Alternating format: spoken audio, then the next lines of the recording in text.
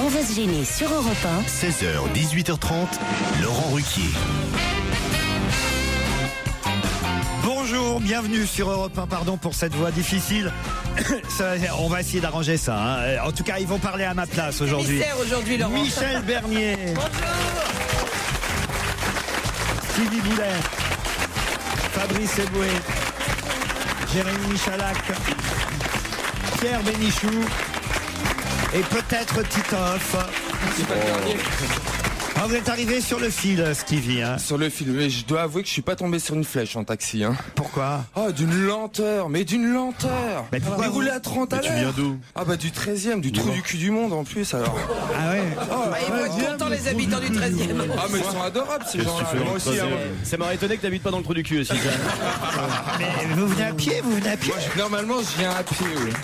Moi j'habite dans le Marais par exemple. Normalement, je viens. Ah, vous êtes arrivé, vous, C'est alors. un trou du cul du monde, mais j'habite dans le Marais. Ça ressemble. Il y avait un bordel. Ah ouais. J'en peux plus, moi je vais me casser d'abord. Je vais aller vivre à la campagne. Non mais on devrait Petite prendre ferme des isolée dans le Larzac. Non, ce que je ne comprends pas. Il y a une demi-heure, vous nous avez appelé. J'étais encore au bureau en train de préparer cette émission en disant je vais être en retard. Qu'est-ce que vous avez fait dans la demi-heure qui a séparé votre coup de fil à votre arrivée aujourd'hui? J'ai essayé de sortir du parking dans lequel ma voiture était garée. Ouais. Et là, je suis resté au même endroit pendant 20 minutes. Ah oui. Ce qui fait que s'il n'y avait pas eu ce léger problème, je serais arrivé même un quart d'heure en avance. C'est qu'il faut mettre la carte du parking pour Non, sortir. non, mais je le disais, j'en ai marre, moi, je vais me barrer. C'est extraordinaire parce que c'est très intéressant, mais je veux dire, problème de parking, tout le monde en a. Problème d'argent, on peut prévoir. Problème d'encombrement aussi. Je ne vois pas quel. J'ai prévu 20 minutes d'avance. Non mais je crois qu'il vient de Marseille tous les matins. Ouais, c'est ça. Michel, ça a bien roulé, vous? Ah, moi, mais j'étais là en 10 minutes. Ah là là. Mais moi, j'ai un parking génial. C'est-à-dire qu'il n'y a personne dans mon parking. Ça doit être ça, mon Il y a des embouteillages, voilà. Ouais, c'est des micro-embouteillages mais devant chez lui. Ouais. C'est Mais moi, j'ai jamais d'abord, vu Paris rouler aussi bien moi. Je vais réfléchir, si ça roule pas mieux, je vais me casser. Je vais aller vivre tout seul dans une ferme, dans le Larzac, avec juste 2 chèvres et 3 cochonnes. Ouf. Ah, 3 cochons. Faites comme Fabrice Eboué, venez en jogging. Hein, C'est parce que je sors de l'avion donc je suis mieux dans un avion avec vous sortez de l'avion et vous avez gardé le pyjama d'Air France. Voilà, exactement. Il vient tous les matins en avion. Du Cameroun et j'arrive à l'heure, tu vois. Et des fois, il a les lunettes pour dormir. Hein. Il les enlève pas. Quelques mails, bien sûr, envoyés par les auditeurs. D'abord, c'est incroyable, jamais j'ai vu ça, des fans de Thierry Amiel. Mais alors, je pensais pas qu'il y en avait autant. Hein. Ah mais il est très populaire. Moi j'adorais personnellement, j'étais très content de le voir. Thierry hier. Amiel, c'est l'invité mystère d'hier. Oui, j'ai entendu. Je me disais. C'est le petit chanteur de la Ouais, Nouvelle Star. alors les auditeurs étaient fous de joie, paraît-il, qu'on reçoit. Enfin, c'est pas paraît-il, tenez, il y a qu'à lire. Hein. Il y a autant de gays que ça qui nous écoutent.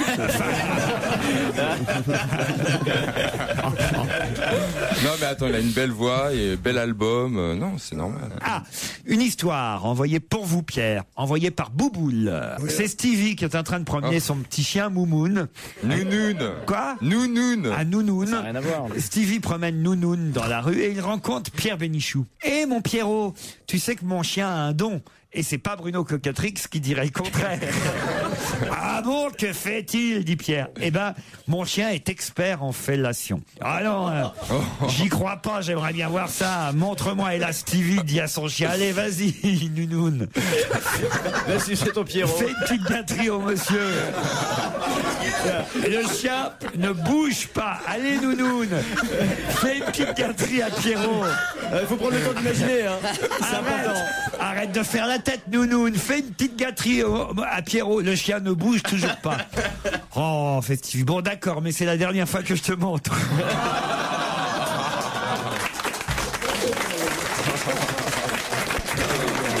Mon pauvre chien qui est totalement hétéro. Hein.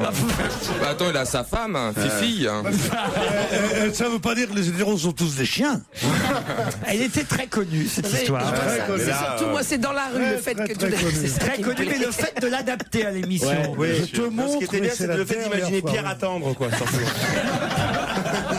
Je sais que vous n'allez jamais lire ce mail pendant votre émission. Quand ça commence comme ça, j'aime bien lire.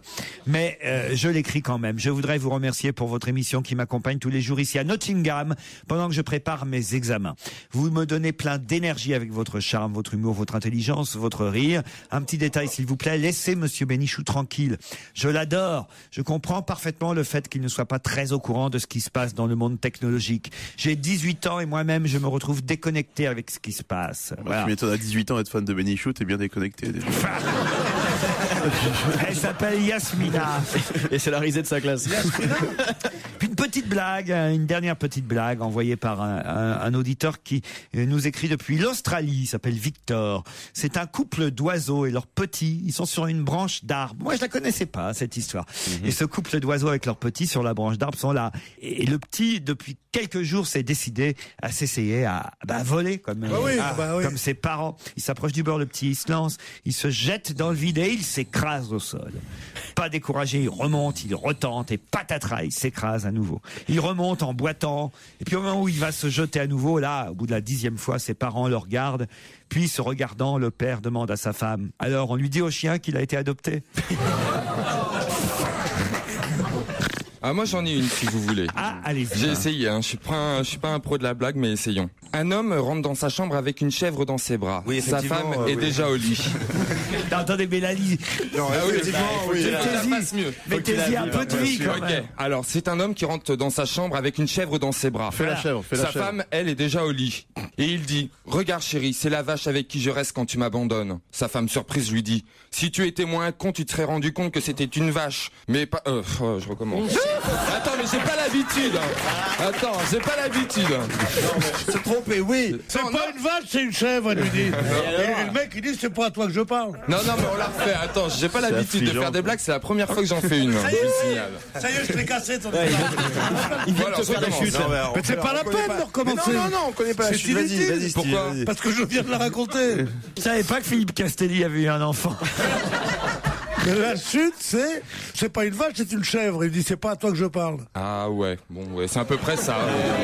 Oh merde. Caroline, Jérémy, vous êtes là. Bonjour Caroline. Bonjour, Vous êtes à Clavette, en Charente-Maritime. c'est ça. Et vous nous supportez tous les jours? Quasiment, oui. Quasiment. Ça va, il n'y a pas... Quand je peux. Il n'y a pas quelques défauts auxquels on pourrait remédier, des petites remarques à nous faire? Non, moi j'adore les blagues de Stevie, là. Ah, c'est vrai? C'est pas mal, là. C'est pas des blagues, au départ, il est très sérieux, en fait. Faites quoi dans la vie, Caroline? Je suis assistante sociale. Assistante sociale. Vous allez affronter... Je comprends mieux pourquoi vous aimez les blagues de Stevie.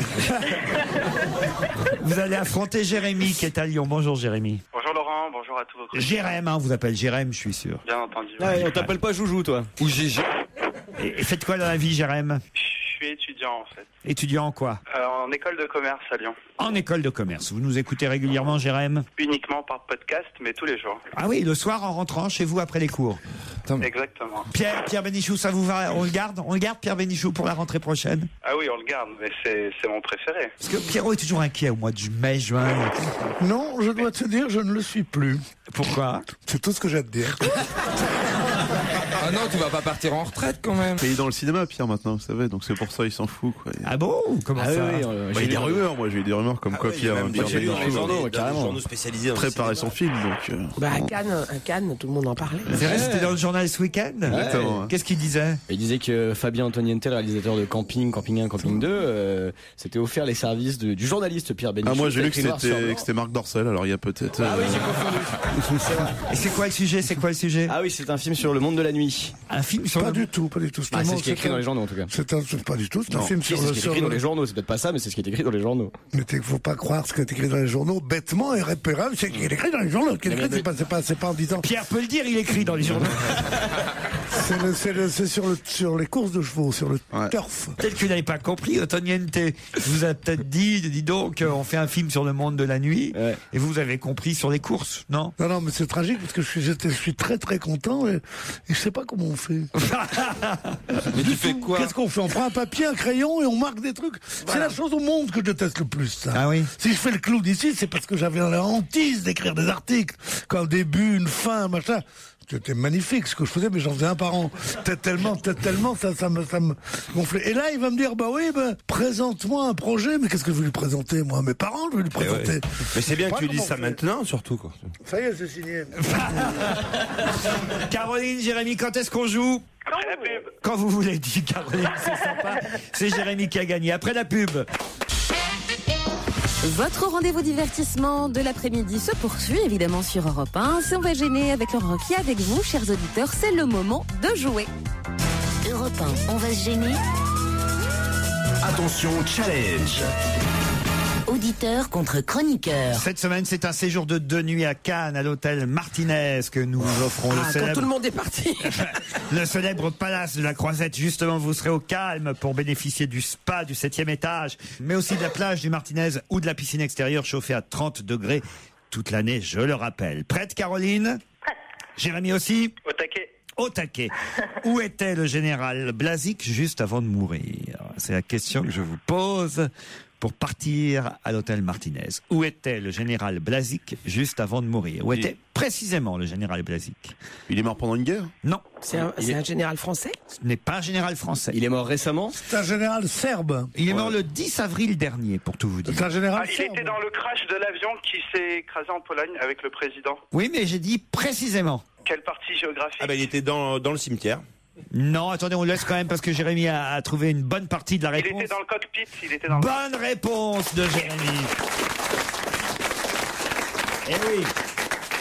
C'est quand même une émission sur l'actualité, donc le crash de l'avion, ça on le sait depuis un petit moment.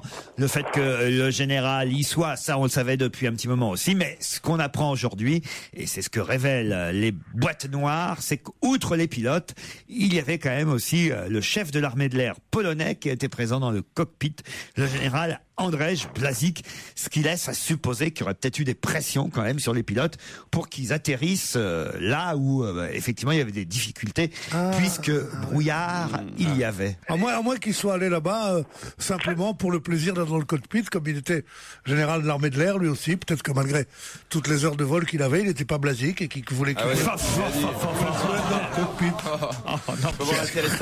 Sinon, toi, alors, le côté j'ai honte pour lui. Ah non, c'est la dernière fois que tu me fais ça. La tête de Fabrice était extraordinaire. Là. Ah oui, il le fait bien. Hein. J'irai le voir sur scène parce qu'il a eu un jeu de scène formidable.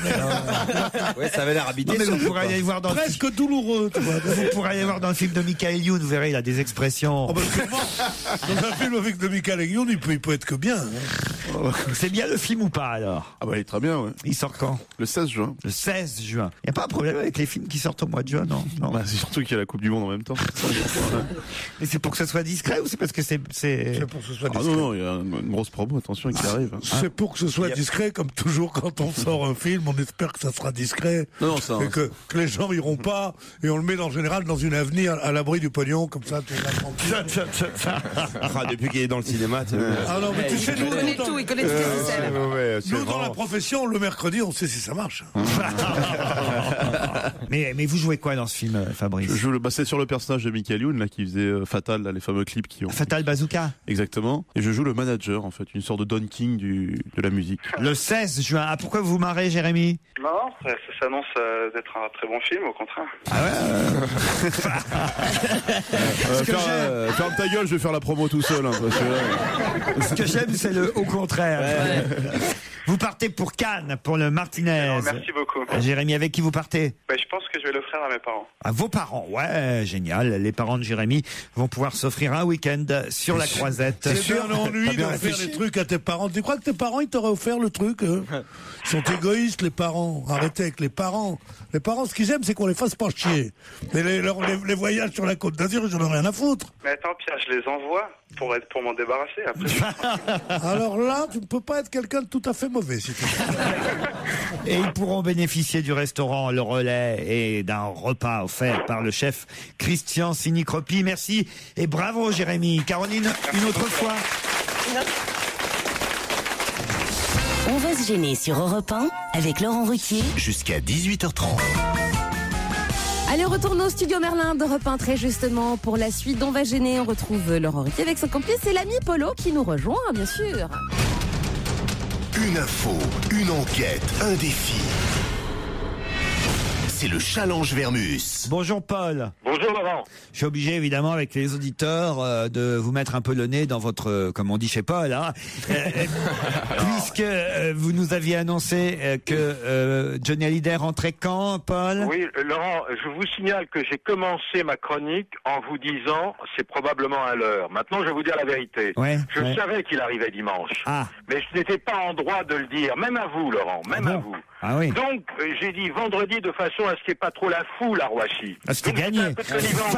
Il y a eu quand même. Hein. Il y a eu quand même. C'est-à-dire qu'il y a d'autres radios, à mon avis, qui avaient de bons informateurs, eux. Je vous ai donné dans le détail ce qu'il allait faire et je crois que je me suis pas trompé. Par exemple, vous n'aviez pas annoncé qu'il dînerait ou déjeunerait à l'hôtel Meurice à Paris en compagnie d'Arnaud Lagardère, notre patron, et de Jean-Pierre Elkabbach, notre ex-patron. Qu'est-ce qu'il faisait, Johnny, avec Arnaud Lagardère et Jean-Pierre Elkabbach? Ça, j'aimerais bien le savoir. C'est dans France Soir aujourd'hui qu'on apprend, à l'occasion d'un article sur Sylvie Vartan qui a reçu la Légion d'honneur. Hein.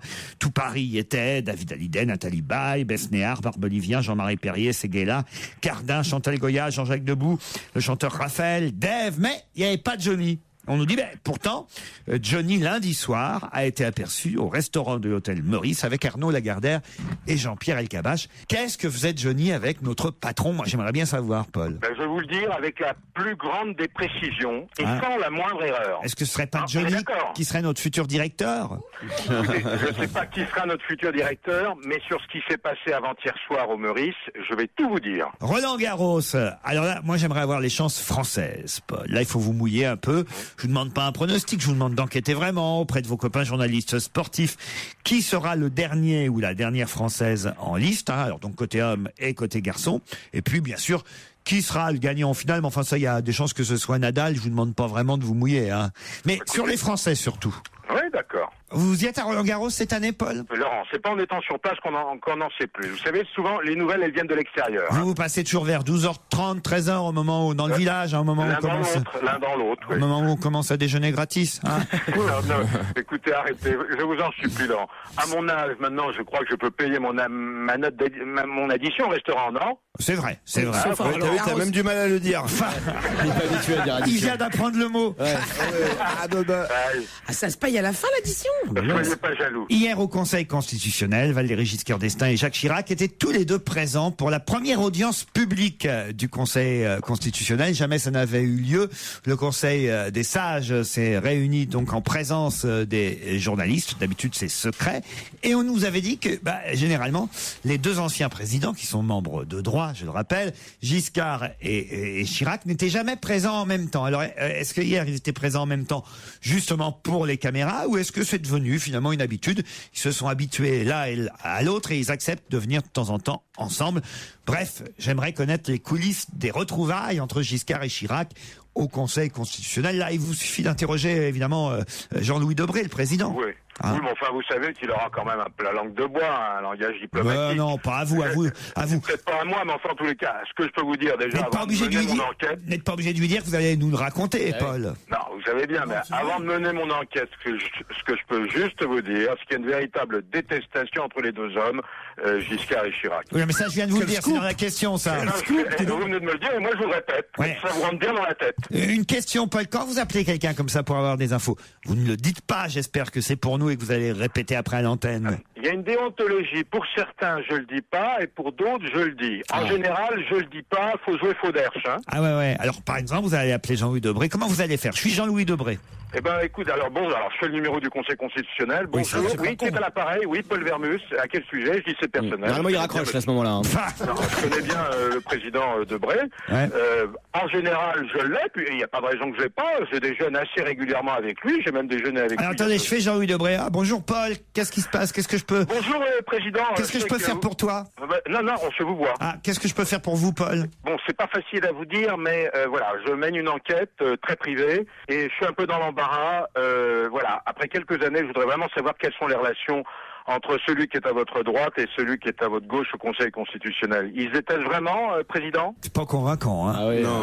Comment c'est pas convaincant? Normalement, on dit comment ça va alors en ce moment? On ne dit pas je mène une enquête. Ben ouais. Tu dis je mène une enquête, le mec est sur ses gardes. Évidemment. On dit mon cher Jean-Louis, je veux vous dire. Non, mais ça suffit. J'ai pensé à vous l'autre soir. Attendez, je vais vous donner un conseil, Paul. Il faut faire comme ça. C'est bonjour Jean-Louis, ça va bien? Je voulais prendre de vos nouvelles. Voilà, est-ce que vous allez bien? Et votre épouse et patati. Tiens, en fait. C'est le vieux truc des années 60. Et après, tiens, en fait, comment ça s'est passé hier entre Giscard et Chirac? Même pas.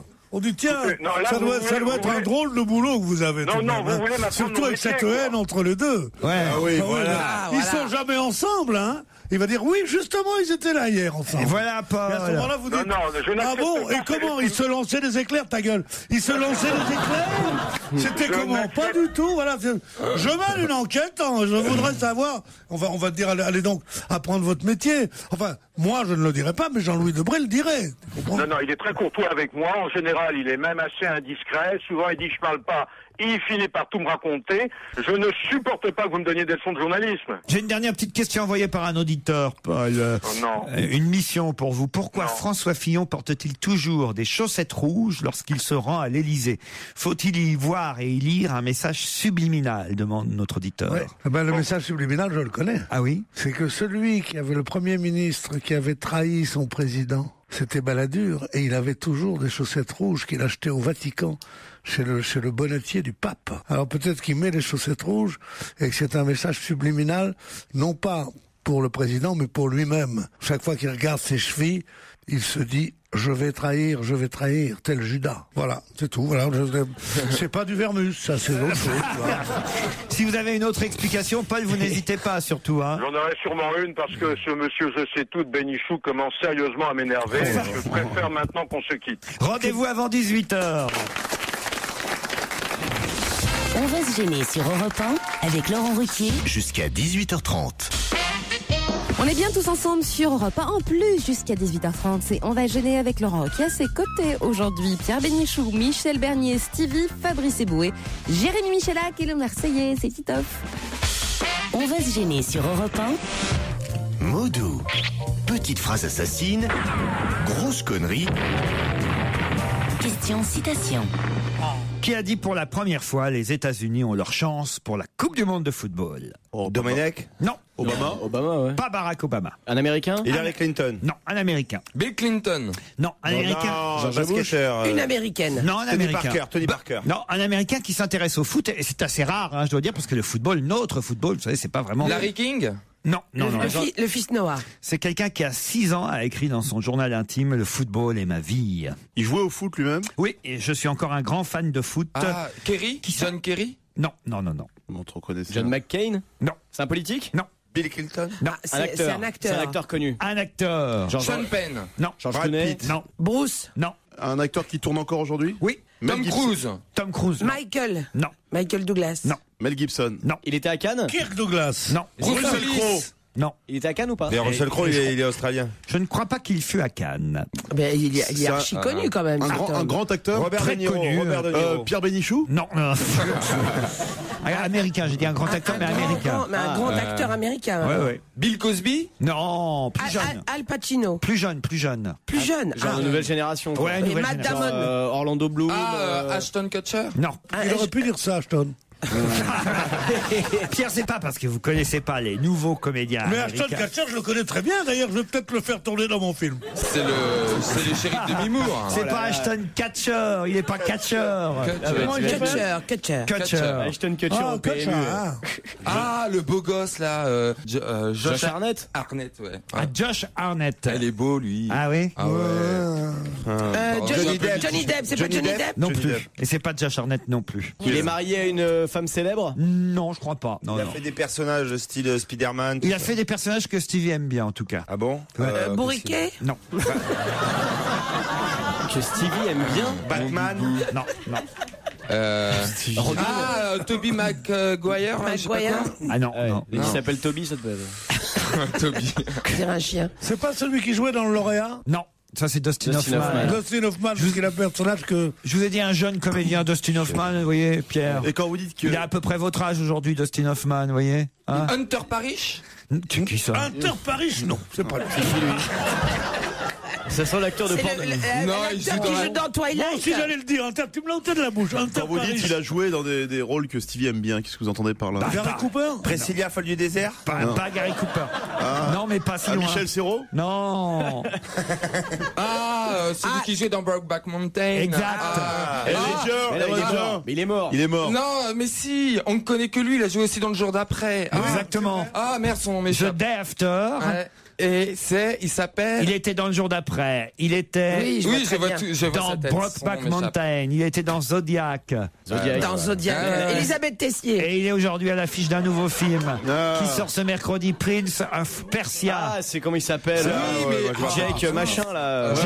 Jack Plummer. Non, Jack machin. Ah, il est imprononçable son nom. Jack l'éventreur. Non, pas. Jack Calater précoce. Non. C'est long, m'échappe. C'est Jack Lang. Qu'est-ce que vous avez dit, Pierre? Jack Lang. Non. Moi, tous les Jack que je connais, je dis, moi. J'ai honte, hein, vraiment, vous n'êtes plus dans la culture du moment. Vous avez oublié. Mais non, mais tant qu'il couche pas avec des filles très connues. Voilà un type qui va avoir un film qui sort le 16 juin prochain. Vous prenez Fabrice Eboué, par exemple. Ben, il connaît pas ses collègues. Jack George. Non. Le cousin américain de la langue, mais alors. Jack Gyllenhaal.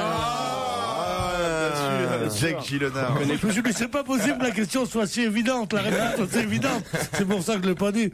Mais évidemment, Jack Gyllenhaal. En même temps, il couche avec personne de connu, donc on peut pas s'en souvenir. Tu rigoles quoi? Même lui, des fois, il se rappelle plus comment il s'appelle. Comment il s'appelle? Ah, dis donc, il est beau. Mais comment attendez, il s'est beaucoup musclé depuis.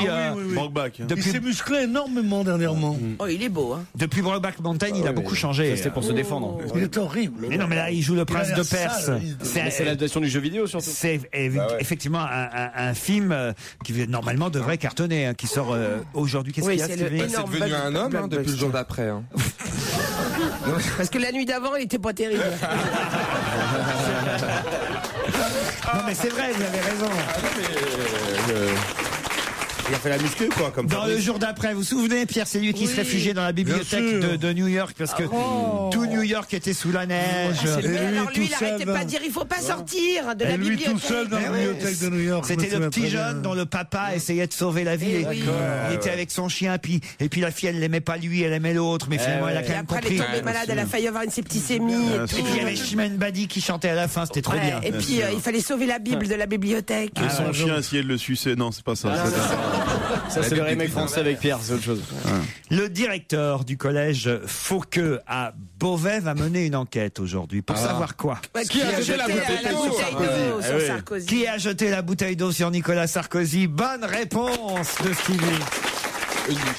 Et tout le monde. Vous avez vu les images, hein? Je suis pas sûr qu'il se rend compte. Il a été bien Sarkozy pour une fois. Ah, il a pas réagi. Il a dit c'est pas grave, laissez courir. Pour une fois qu'il y avait des gens de sa taille, il aurait pu se battre. C'est dommage. Il avait bonne mine, je trouvais, non? C'était une bouteille de quoi? Une bouteille d'eau, une petite bouteille d'eau. C'est pas très malin non plus de la part des gamins. C'est un écolo, je crois, parce qu'il avait compressé d'abord la bouteille. C'est pas très malin de la part des gamins non plus, franchement. Faut dire. Il a voulu se faire remarquer. Quoi, qu'est-ce qu'il y a, Jérémy? Bon, c'était pour rigoler, je pense. Ah non, mais c'est rigolo, ça. C'est jeter une bouteille d'eau sur le président de la République. Ça se fait pas, Michel. Non, ça se fait pas. Je pas dit que ça se faisait. Juste une connerie de gamin. Je voudrais savoir dans quelle occurrence c'est souhaitable qu'on jeta des bouteilles d'eau. Je dis pas que c'est souhaitable. Je dis que c'est un truc de gamin. Je dis pas que c'est bien. Je dis pas qu'il faut le faire. Président de la République. C'est un truc de gosse. On n'a pas. C'est un truc de crétin. C'est pas pardonnable. C'est pardonnable. C'est un truc d'enfant. Tu jettes pas une bouteille d'eau sur un président, tu jettes une chaussure.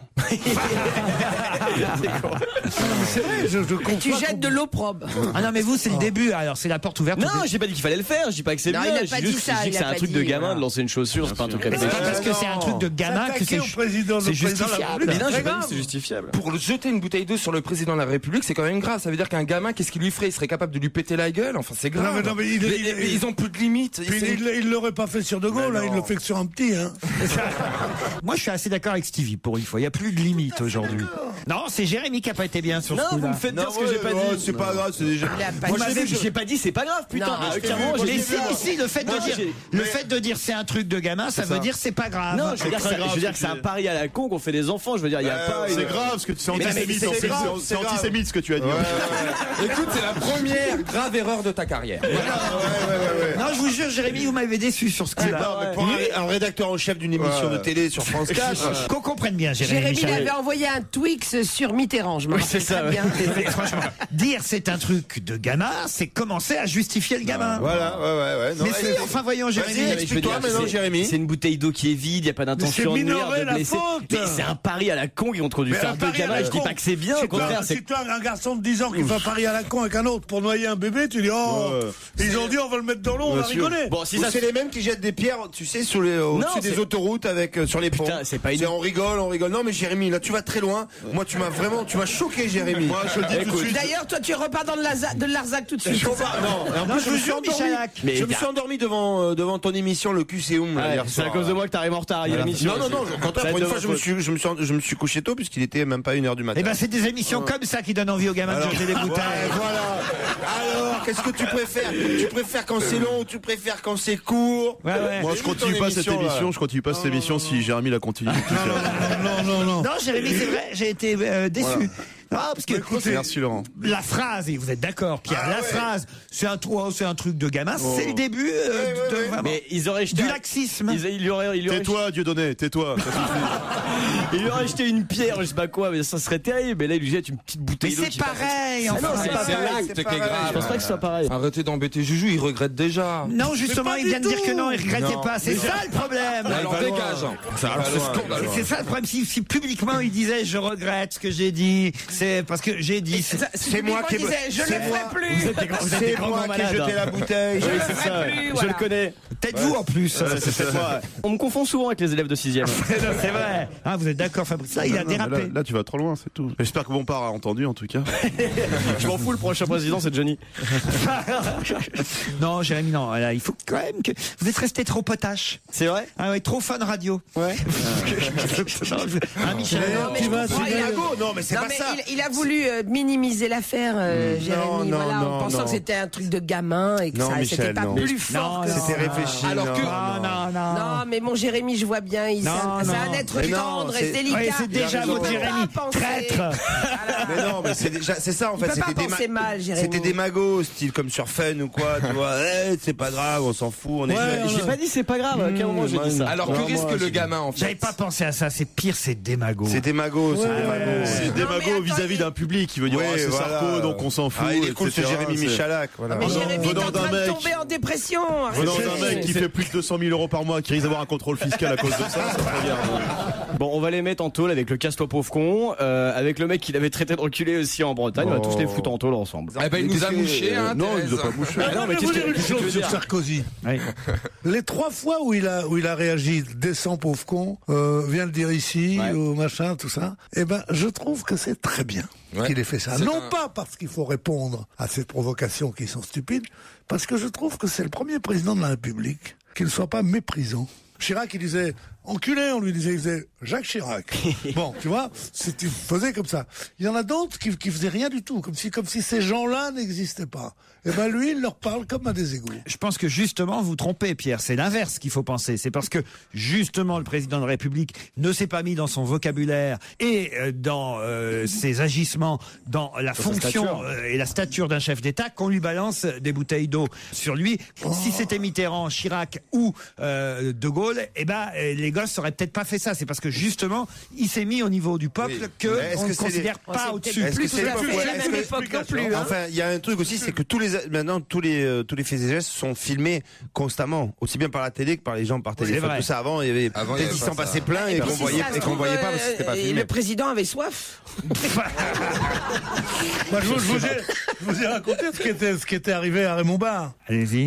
Il faisait une campagne électorale, il y avait une journaliste à côté de lui, et tout d'un coup, il y a une main tombe sur une manif qui dit « Sale con, des sous, voleur !» Il passe imperturbable, il y en a qui crie « Gros cul, gros cul !» Il se retourne vers le journaliste et dit « Ce n'est pas tout à fait faux. » Mika sur Europe 1, Blame It on the Girls. 21, 34 centimes d'euros par minute, europe1.fr. Si vous souhaitez assister à l'enregistrement de l'émission, on va se gêner, on vous retrouve Laurent Ruquier avec vos complices du jour. Et il faut dire que l'émission se fait aussi pendant la publicité, n'est-ce pas, Pierre Bénichou? Ah non, c'est pas possible. Seriez-vous capable de dire à l'antenne ce que vous venez? Pas du tout. Ah bon? Ah merde, je vais être obligé de le répéter. Non. Non, j'ai connu des mecs, c'est vrai, qui quand ils étaient à deux dans la rue et qu'un flic demandait les papiers, pendant que le premier donnait ses papiers et que le flic les lisait, il lui pissait sur la jambe. Et le flic disait « Oh là là, mon Dieu, qu'est-ce qui se passe ?» Et tu te retournais et il voyait rien, voilà. Moi, j'ai jamais eu le courage de le faire. Ah ouais. Et après, il va te faire chier parce qu'il y a un petit jeune qui a jeté une bouteille d'eau. Non, mais ça, c'est pas pareil. C'est des trucs de type un peu bourré qui ont envie de faire les cons à 3h. C'est quand même le respect de la marée chaussée. On commence à pas jeter des bouteilles, c'est pas grave. On pisse sur les flics, c'est rien. Et après ça, quand on voit passer un curé en soutane, on dit bonjour madame aussi. C'est pas possible, et on respecte même pas l'armée. Qui a fait son service ici?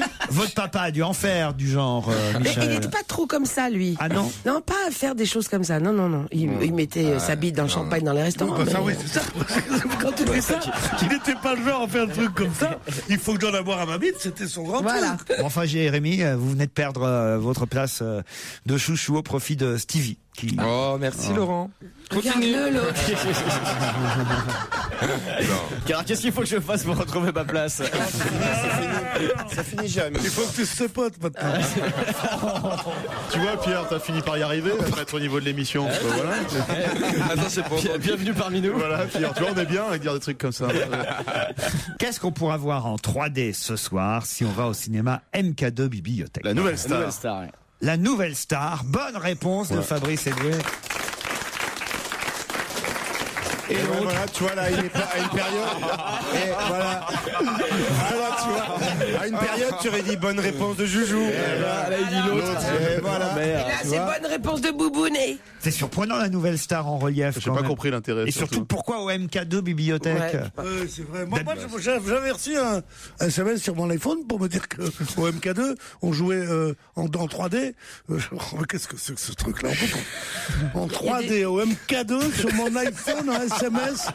Et mes couilles, c'est quoi exactement? Il est perdu dans Est-ce que c'est en 3D? Tu sais ce que je leur réponds? MC, mes couilles, voilà.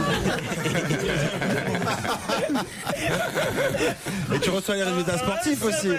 Pour dire qu'au MK2, on joue un truc en 3D. Non. Non, mais sérieusement.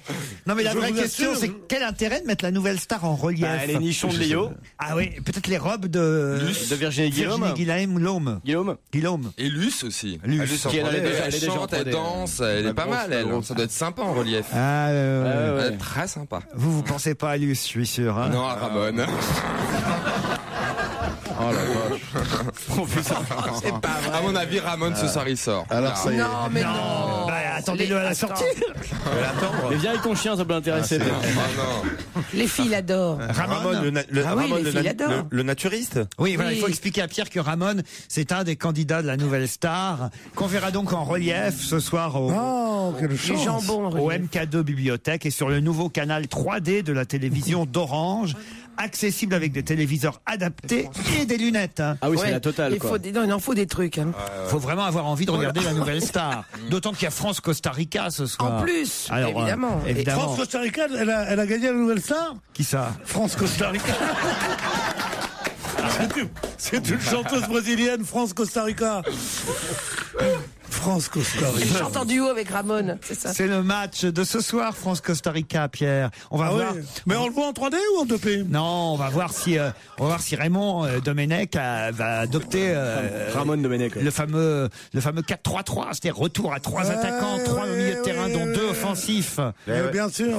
On va voir si, surtout ça c'est un bon papier dans Libération aujourd'hui, on va voir surtout si les autres joueurs ont fini par accepter Gourcuff, parce qu'en fait il paraît que le problème c'était Gourcuff contre Thierry Henry, Nicolas Anelka et Franck Ribéry qui n'acceptaient pas la surmédiatisation du Bordelais. Ils ont un ego. Il parle déjà comme un journaliste sportif à 15 jours d'aller en Afrique du Sud. Il n'acceptait pas la surmédiatisation du Bordelais.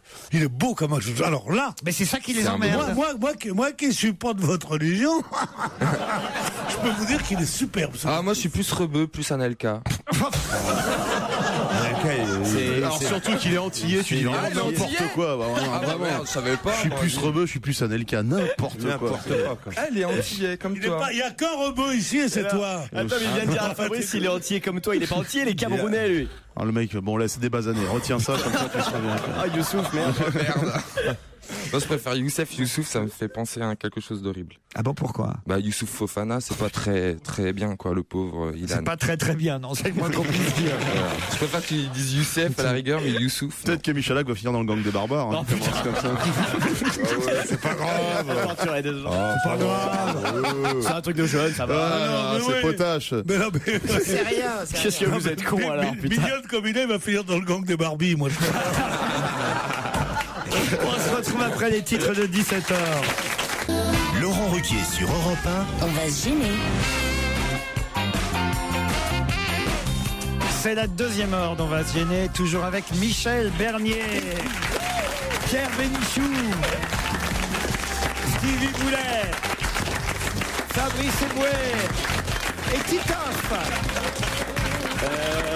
Il manque quelqu'un là. Non, vous n'êtes plus là, vous. Ah non, mais moi je pardonne pas. Il y a des choses qui sont dites qu'on ne doit pas pardonner. Jérémy est mis à pied dans cette émission. C'est normal. Non, je suis d'accord. En fait, soyez clément comme Auguste. Ah, tu vois, je vais peut-être revenir finalement. Pierre, vous avez d'autres formules de ce genre? Oui, la clémence d'Auguste, vous connaissez ça, non? Même vous, les illettrés, vous connaissez la clémence d'Auguste. C'est quoi la clémence d'Auguste? Non, mais là, il sait pas ça. Parce je sais pas si j'ai le droit de le dire. Il sait pas trop, en fait. Il connaît l'expression, mais il sait pas trop. Il se dit qu'après, il va recevoir plein de mails demain. Ah oui, c'est ça le problème. Ouais, il est pas sûr. Oui. Ah oui, on n'est pas en boîte, là, on vérifie, hein. Ça, c'est drôle. Tous les jours, il t'en envoie une, hein. On va demander à Aurélie et à Maxence si on pardonne à Jérémy Michalak. Aurélie et Maxence, bonjour. Aurélie d'abord, est-ce qu'on garde Joujou? Qu'est-ce qu'on fait avec Joujou? Oui, on le garde. Ouais. Ah oui. Vous voulez pas me garder pour le week-end aussi, non? Oui, je suis pas sûr. Hein. Oui. Moi, je serais de toi. Elle habite Monceau-les-Mines, Aurélie. Joujou réfléchit. Elle a quel âge, Aurélie? 29 ans. Maxence, lui, est à Deuil-la-Barre, dans le Val d'Oise. Bonjour. Bonjour Maxence. Bonjour tout le monde, bonjour toute l'équipe. Vous êtes Bonjour Maxence. Parce que c'est pas la peine de Il fait semblant. La chenille. Non, il fait semblant. Vous êtes pour qu'on y garde Joujou ou pas? Ah oui, complètement. Oui, moi je l'aime bien. Franchement, gardons-le. Hein. Ah, vous voyez, Il est irremplaçable. irremplaçable. Vous voyez, Jérémy. Maxence. Oui. Maxence, c'est à cause des demoiselles de Rochefort? Ah non, pas du tout. C'est à non. cause de la clémence d'Auguste, ça n'a rien à voir. Voilà, exactement. On va dire ça comme ça. Pourquoi vos parents vous ont appelé Maxence? Parce que c'est pas pour le faire Je chier. sais pas trop. Donc non, pas pour me faire chier. Donc non. Parce que ça n'a pas de sens. Maxence, c'est beau, je trouve, non? Oui, bah merci. Ça rime avec merci. excellence. Il y a plein de rimes. Ouais, ça arrive avec donc, essence aussi. Moi, si je m'appelais. Ça rime avec tu danses? Et avec protubérance. Il est pas très joli, mais j'en ai eu des vannes. C'est joli, Maxence. Moi, si je m'appelais Maxence, je mettrais des mocassins avec des collants. C'est vrai qu'ils ont hésité avec Émilie à un moment, tes parents, quand même. Et à la base, c'est un prénom féminin, en fait. Et voilà. Et Aurélie, alors, ça vient d'où ce prénom, Aurélie? Parce que je pense qu'ils m'ont appelé comme ça parce que c'est un beau prénom, c'est tout. C'est tout, comme ça. Voilà. C'est comme moi. Et vous faites quoi dans la vie, Aurélie? Je suis céramiste. Céramiste. Oh, j'adore. Oui. Ah, vous faites des poteries? Oui, je fais plus des objets céramiques. En argile, voilà. Diffuseur de parfum. Et vous, Maxence, vous faites quoi dans la vie? Et moi, je suis apprenti en bac pro commerce, en alternance, en fait. Un coup tu travailles, un coup t'es au chômage. Bac pro commerce. Et tu veux devenir coiffeur ou steward, tu sais déjà? Ni l'un ni l'autre. Mais Fabrice, arrêtez enfin. Ça, c'est limite. c'est homophobe, c'est discriminatoire, c'est dégueulasse. C'est limite parce que il veut être fleuriste en fait. Écrivez, faites quelque chose. Et puis il y a des La stewards. discrimination, toi. Il y a Stevie qui chiale. Des stewards, il y en a, les plus beaux sont hétéros. Alors ça, c'est la cerise sur le gâteau, ça. Ah bon? Ah bah c'est dramatique. Ah, Cyril, arrêtez de prendre l'avion. Ah ouais, non mais C'est comment ça? Expliquez. J'ai pris un avion récemment et il y avait un mec qui était vraiment très très beau. Je me suis dit, oh bah lui il doit être de la paroisse. Eh bien pas du tout, dis donc. Pas du tout. Ah là là, j'étais estomaqué. Ah, je pense qu'il y en a de moins en moins, ouais. Ils se reproduisent pas. Maxence, Aurélie, vous allez peut-être partir pour l'hôtel Martinez, ce palace art déco construit à la fin des années 20. Le Martinez compte plusieurs restaurants orchestrés par le chef Christian Sinicropi et vous y passerez tout un week-end. sur la Croisette, donc dans l'ultra luxe de la Riviera, avec le panorama époustouflant sur la baie de Cannes. Prêt à partir pour Cannes, Aurélie et Maxence? Oui, parfaitement, ouais. Eh bien, il faut que vous me disiez pour ça de quoi parle Monsieur Gudmundsson quand il dit « Si vous m'appelez dans 1 an, je pourrais être pratiquement sûr ». On laisse 10 secondes à Aurélie et Maxence. Je sais, Maxence, je sais. Je répète la question. Tu ne vas pas partir à Cannes, Maxence. Laissez-les réfléchir. De quoi parle Monsieur Gudmundsson quand il dit « Si vous m'appelez dans 1 an, je pourrais être pratiquement sûr ». Maxence. Oui, je suis là. Dépêche-toi. Si tu gagnes, je viens avec toi, Maxence. Oui. Non, merci, Stevie. Et moi, je peux venir, Maxence? Encore un steward. Michel Bernier veut venir avec vous, Maxence. Ah oui, volontiers. Voilà, tu crois? Aurélie? Oui, non, je réfléchis, mais non. Ouais, moi aussi, je réfléchis. Tu réfléchis sur Google, surtout, non? Alors, autour de la table. Bon, alors c'est la fuite de pétrole. Non, c'est le nuage islandais. Et alors? Qui commence à se calmer. Et dans un an, il pourra dire... Trop tard, Maxence, bien fait. Dans un an, il pourra dire réellement si ça... Bonne réponse de Titoff. J'ai laissé du temps. Ah ouais. Puis alors, franchement, entre nous, il y avait des indices, des Gudmundsson. Vous en connaissez beaucoup, un nom pareil? Non, pas du tout. C'est un meuble Ikea, normalement. Ça venait forcément d'Islande, vous voyez. Ça pourrait être le début de Roland Garros. C'est un géophysicien, Magnus Gudmundsson. Il était au club méditerranéen. Et il dit quoi? Il était au club méditerranéen. Pourquoi? Quand tu dis un géophysicien. La géologie, Pierre. Magnus Gudmundsson. Il nous explique que le magma a certes cessé de couler il y a quelques jours, mais il est trop tôt pour dire s'il s'agit de la fin de l'éruption ou juste un arrêt temporaire de l'activité. Si vous m'appelez dans 1 an, dit-il, je pourrais être pratiquement sûr. Allô, Magnus? Il est drôle, hein? Vous aussi, on va essayer de vous rappeler dans 1 an pour que vous tentiez votre chance à nouveau, Aurélie et Maxence. Mais attention, j'ai un lot de consolation pour l'un et l'autre. Ah bon, c'est quoi? À l'occasion de la fête des mères dimanche, nous vous offrons la boîte à caresses temps futur de la marque Kirines. C'est bien ça, Maxence. La quoi? C'est une boîte à caresses. La boîte à caresses temps futur de Kirines. Enfin, c'est quoi? Qui n'a pas ça chez soi? Tu n'es pas obligé de le faire à ta mère, Maxence, tu peux la garder pour toi. Le meilleur, oui, c'est ça, t'as raison. Le meilleur de l'expérience spa de Kirines, avec des démaquillants, des soins haute pression. La marque de soins Kirines, mesdames, vous invite à savourer un moment de détente pour le visage. Vous offrirez ça à votre femme ou à votre maman, hein? Oui, à ma maman, oui. C'est le slogan. Quelqu'un vous laisse? Il y a la boîte Kirines. Voilà. Contente, Aurélie? Oui, très. Ah oui, Moi, je vois. Je suis maman. Pour votre Si, je suis contente. Vous êtes maman et vous recevrez Kirines. Bon, évidemment, c'est pas l'hôtel Martinez. Non. Mais c'est pas mal quand même. On vous embrasse tous les deux. Merci. Près de chez vous ou à l'autre bout du monde, Tous ceux qui font l'actualité, tous les reportages, toutes les analyses sont dans Europe 1 Matin. Marc-Olivier Fogiel et la rédaction d'Europe 1 vous accompagnent au rythme de l'info. Europe 1 Matin. Demain, 6h30, 9h30. Toute l'info est aussi sur europe1.fr. Les soirées match, on sait toujours avec qui on a envie de les passer, mais pas toujours sur quoi les regarder. Avec But, en ce moment, pour que les soirées foot soient réussies, on profite des toutes dernières technologies comme le téléviseur LCD LG 94 cm, Full HD à 499 €, éco-participation comprise. Quantité limitée à 1500 pièces pour toute la France. Et jusqu'au 20 juin, on est tous foot de But.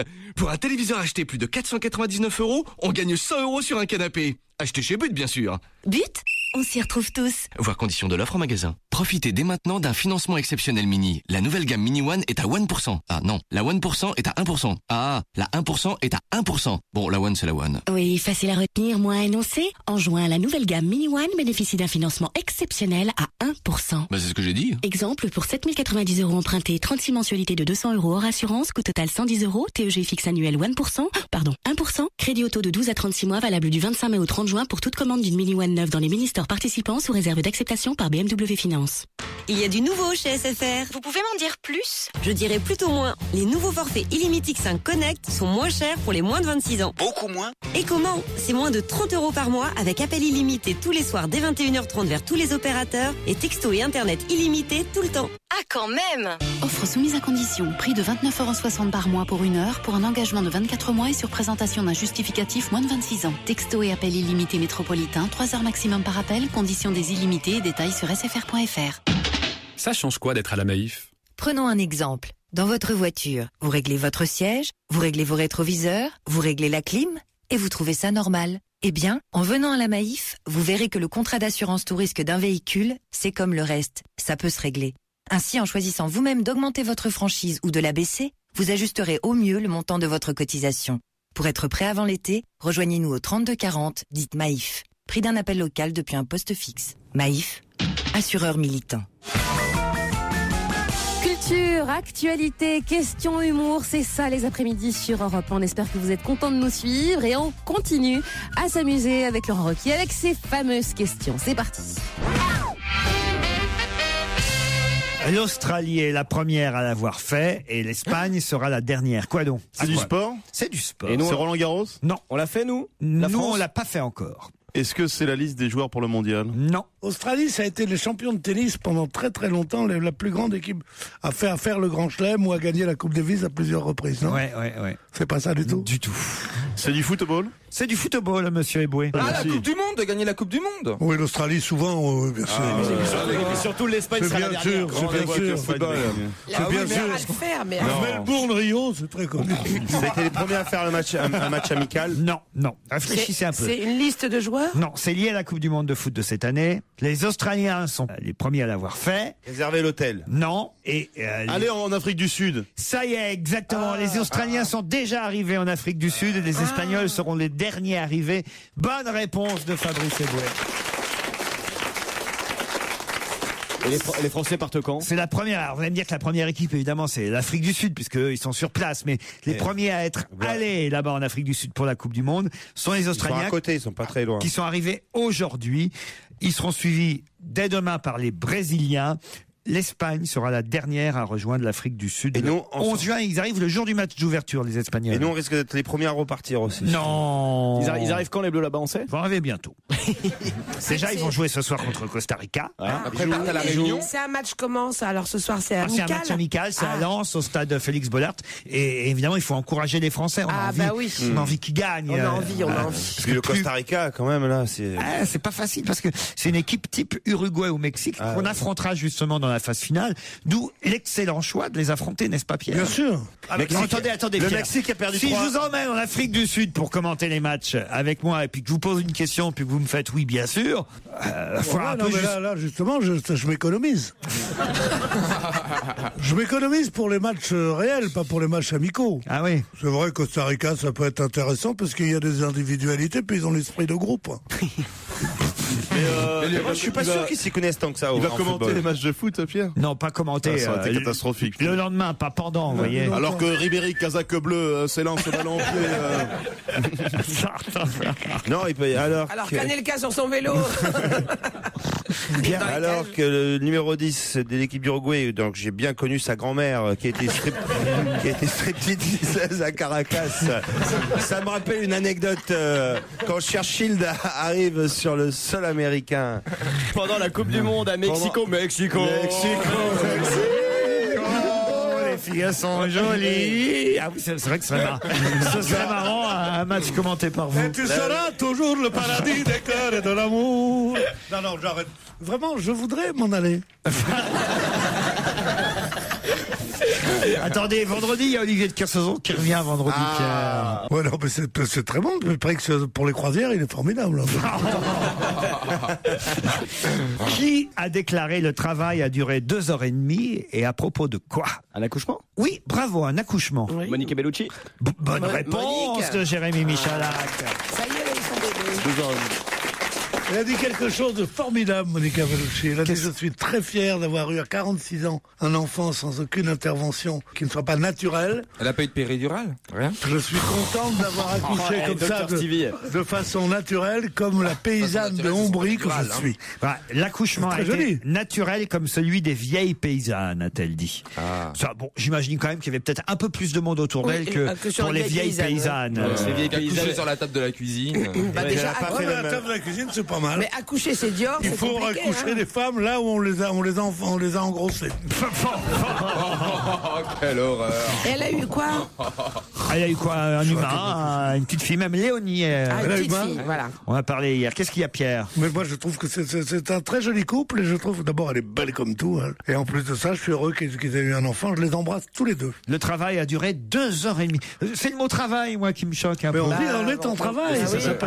Non, c'est pas le travail, c'est que l'accouchement, on est en travail. Ah ouais. C'est un terme de gynécologie, n'est-ce pas, monsieur? Oui, vous parlez sous mon contrôle, allez-y, continuez. Non, mais en salle de travail. Et vous êtes pour le travail jusqu'à 60 ans quand on accouche? C'est très long. Je me tourne vers le fils du gynéco. Merci. Oui, c'est ce qu'on dit. On dirait un nom de série. Le fils du gynéco. On dit elle est en travail. Effectivement, mon père, moi, souvent, quittait la table, disait elle est en travail, j'y vais. Moi aussi, moi, toutes mes gonzesses, quand elles sont en rue Saint-Denis, elles sont en travail. Elles sont en travail, je vais passer prendre la monnaie. Parce que j'ai un tuyau dans la deuxième. Mais vous avez dit au revoir des naissances, vous, alors? Je vais même aider, moi. C'est pas vrai. Bien sûr. Il y a des bébés qui, la première chose qu'ils ont vue, c'est vous. Et bouée sage-femme, c'est la meilleure, ça. Les Muses, interprétées par Alain Jeanfort. C'est un extrait de son album Une vie Saint-Laurent. Je rappelle que c'est un disque européen. 16h, 18h30 sur Europe 1, avec Laurent Ruquier. On va se gêner. 69 € d'achat égale un collier plus un bracelet offert. Bah Emma, qu'est-ce que tu fais? Je révise mes maths pour la fête des mères. Ah bon? Bah oui, chez Marionneau, 69 € d'achat égale un collier plus un bracelet offert. Chez Marionneau, un plaisir peut en cacher deux autres. Du 17 au 30 mai, un collier et un bracelet offerts pour 69 € d'achat. Voir conditions magasin. Marionneau, ce qui est unique chez nous, c'est vous. Découvrez la nouvelle Osmea V6, une voiture sublime pour seulement 139,99 €. Offre soumise à condition, valable uniquement en France métropolitaine si vous mesurez plus d'1m80, si vous avez un doctorat en physique nucléaire, si votre chien sait chanter la Traviata et si votre... Oui, les offres les plus simples sont toujours les meilleures. En ce moment, Ford vous offre la TVA et ça, c'est pour tout le monde. Soit une vraie remise de 4009 € sur le Ford C-Max TDCi 90 chevaux Titanium. Voir conditions sur Ford.fr. La Reine de Lumière, c'est le nouveau roman de Mireille Calmel. 1493. Venus de Rome, de Sardaigne ou d'Égypte, brigands et chevaliers, gourgandines et sorcières, tous ensemble partent à la recherche de la mystérieuse île d'Avalon. Ouvriront-ils enfin les portes d'un monde nouveau? La Reine de Lumière, tome 2 de Mireille Calmel, un roman éblouissant pour savourer la fin de la merveilleuse légende des Hautes-Terres. Un livre XO. XO, lire pour le plaisir. Petit conseil, pensez-y pour la fête des mères. Chérie, je suis rentré avec le diable. Oh, vite, un exorciste.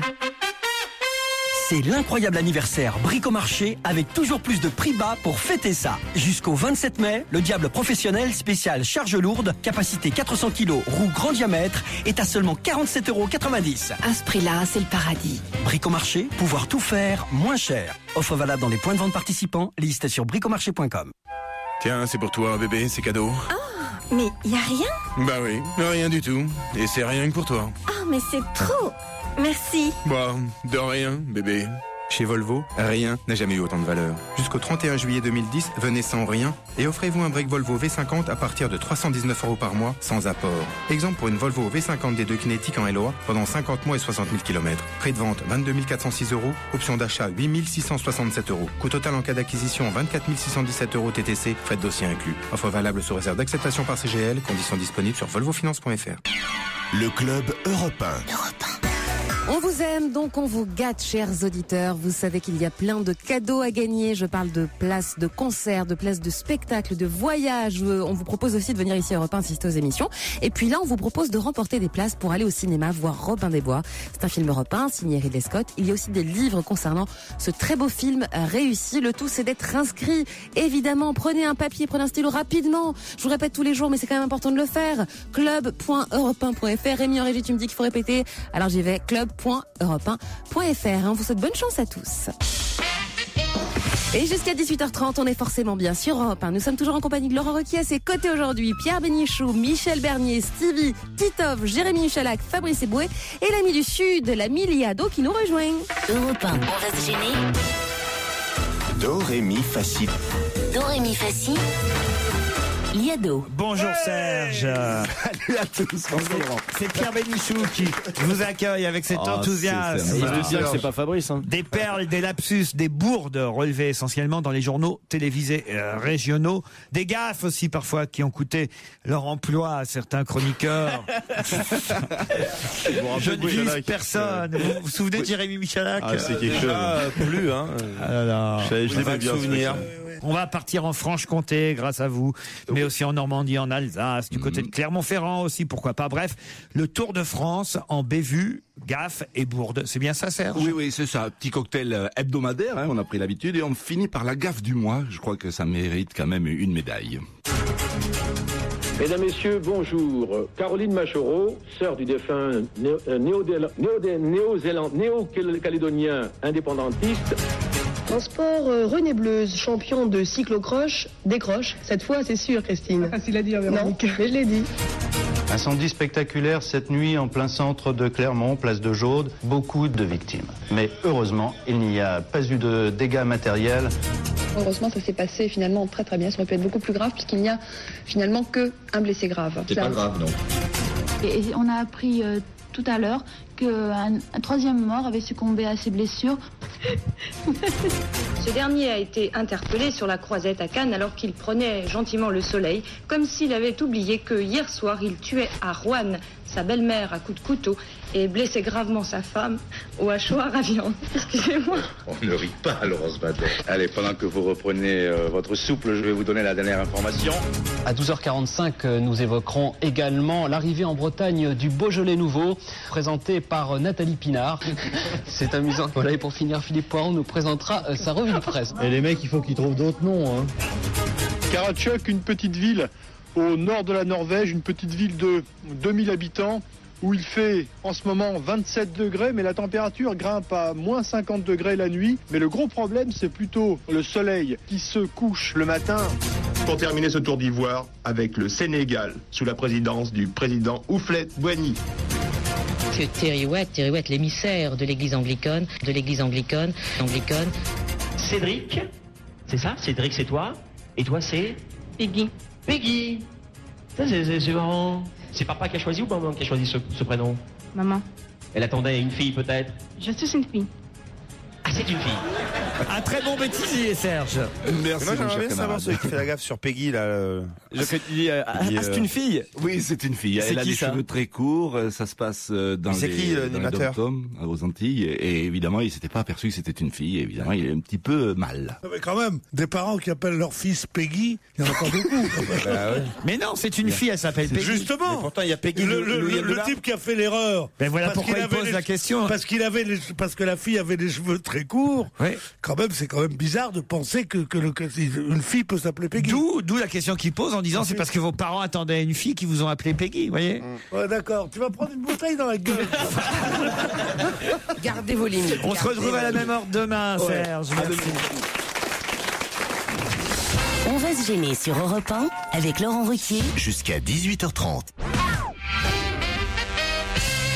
Oh tiens, j'ai envie de vous parler de ce couple qui fêtait ses 13 ans de mariage. Et comment ils ont fêté ça, vous le savez? Au casino, ils ont gagné 5 millions et demi d'euros. Bravo, c'était facile la question, mais j'avais envie qu'on en parle de El Hadi et Majda Bidi qui ont passé effectivement la journée de dimanche, je crois que c'était dimanche, dans la petite station thermale de Bagnères de Bigorre, dans les Hautes-Pyrénées, à 40 km de leur domicile. Ce qui est rigolo, c'est que c'est la pièce du dernier moment. Alors je sais pas si c'est pour la légende qu'on nous raconte ça à chaque fois. Il leur restait 3 pièces de 50 centimes, c'est ça? Exactement. Ils avaient joué 100 €. Ils ont fini par empocher 120 € de gains. Ils s'apprêtaient à partir. Et puis là, elle dit, la dame, on a décidé de rejouer les 20 € gagnés sur une autre machine. Mon mari a eu une bonne intuition. C'est donc lui qui a tiré le levier miraculeux. Il était 14h30. Et elle dit, ça c'est génial. Quand on a entendu la sirène, on a d'abord cru qu'on avait cassé la machine. C'est quand même mignon. Hein. Et du coup, le mari divorce? mœurs ou pas? C'est honteux parce que ça incite les gens à y aller. Ça faisait 14 ans qu'il n'avait pas mis les pieds dans un casino. Mais c'est du vol manifeste, tous ces jeux-là. C'est du vol manifeste. Oui, mais c'est un peu de bonheur par surprise qui arrive de temps en temps. Qui arrive de temps en temps, mais tu vous rendez pas compte que vous avez, quand vous jouez au baccarat ou à la roulette, vous avez 5 chances sur 100 de plus pour le casino. Quand on joue aux machines à sous, il y a 40% de chances de plus. On peut jamais rentrer dans son argent. Martha m'a toujours dit, si tu veux gagner de l'argent au casino, faut que t'en achètes un. Ça c'est pas mal comme réflexion. En tout cas, le couple n'avait toujours pas réalisé hier, nous dit-on. On n'a toujours rien dit aux enfants, hein, même dit l'épouse. C'est fou ça. Tu penses qu'ils commencent déjà à raisonner comme des riches. Mon mari voudrait acheter un voilier, il en rêve depuis longtemps. Un voilier, rien que ça, non? Il achète un vélo, on verra après. On a gagné, on part où? Tu fais tes valises et tu rentres chez ta mère. La deuxième blague tentée par Stevie aujourd'hui. Non, mais elles sont nulles, mes blagues. C'est les blagues carambars, c'est une catastrophe. Un grand raconteur d'histoire, c'est Stevie. Il est pas quoi. Je crois que dans l'émission, maintenant, il reste plus que Michel Bernier et Titoff. Et encore. Tu peux pas me virer pour ça. Et encore Titoff parce qu'il est arrivé. Attends, moi, j'ai rien fait, moi. Justement. Ce soir, Studio Europe 1 reçoit un invité exceptionnel, l'ancien président de la République, Valéry Giscard d'Estaing, pour l'ouverture de son château au public. Puis Patrick Pelloux viendra tacler la dictature footballistique avec le hors-série de Charlie Hebdo, Ni Dieu ni foot. Avec Michel Drucker et Wendy Bouchard. Studio Europe 1. 19h, 20h30 sur Europe 1. Les soirées match, on sait toujours avec qui on a envie de les passer, mais pas toujours sur quoi les regarder. Avec But, en ce moment, pour que les soirées foot soient réussies, on profite des toutes dernières technologies en images et son, comme le téléviseur plasma Panasonic 600 Hz, 117 cm, à 949 €, éco-participation comprise. Et jusqu'au 20 juin, on est tous foot de But. Pour un téléviseur acheté plus de 499 €, on gagne 100 € sur un canapé. Acheté chez But, bien sûr. But, on s'y retrouve tous. Voir conditions de l'offre en magasin. Guillaume Musso, parlez-nous de vos rituels d'écriture. J'ai la chance, en théorie, les bons jours, de pouvoir écrire partout. Je peux écrire dans l'avion, je peux écrire à la terrasse d'un café. Mais c'est vrai que, pour être honnête, l'essentiel du travail s'effectue entre 10h et 4h du matin, au moment où la nuit fait que le monde se ralentit. Si vous n'avez jamais lu un roman de Guillaume Musso, ne manquez pas La fille de papier. Peut-être son plus beau livre. XO, lire pour le plaisir. Attention, antenne!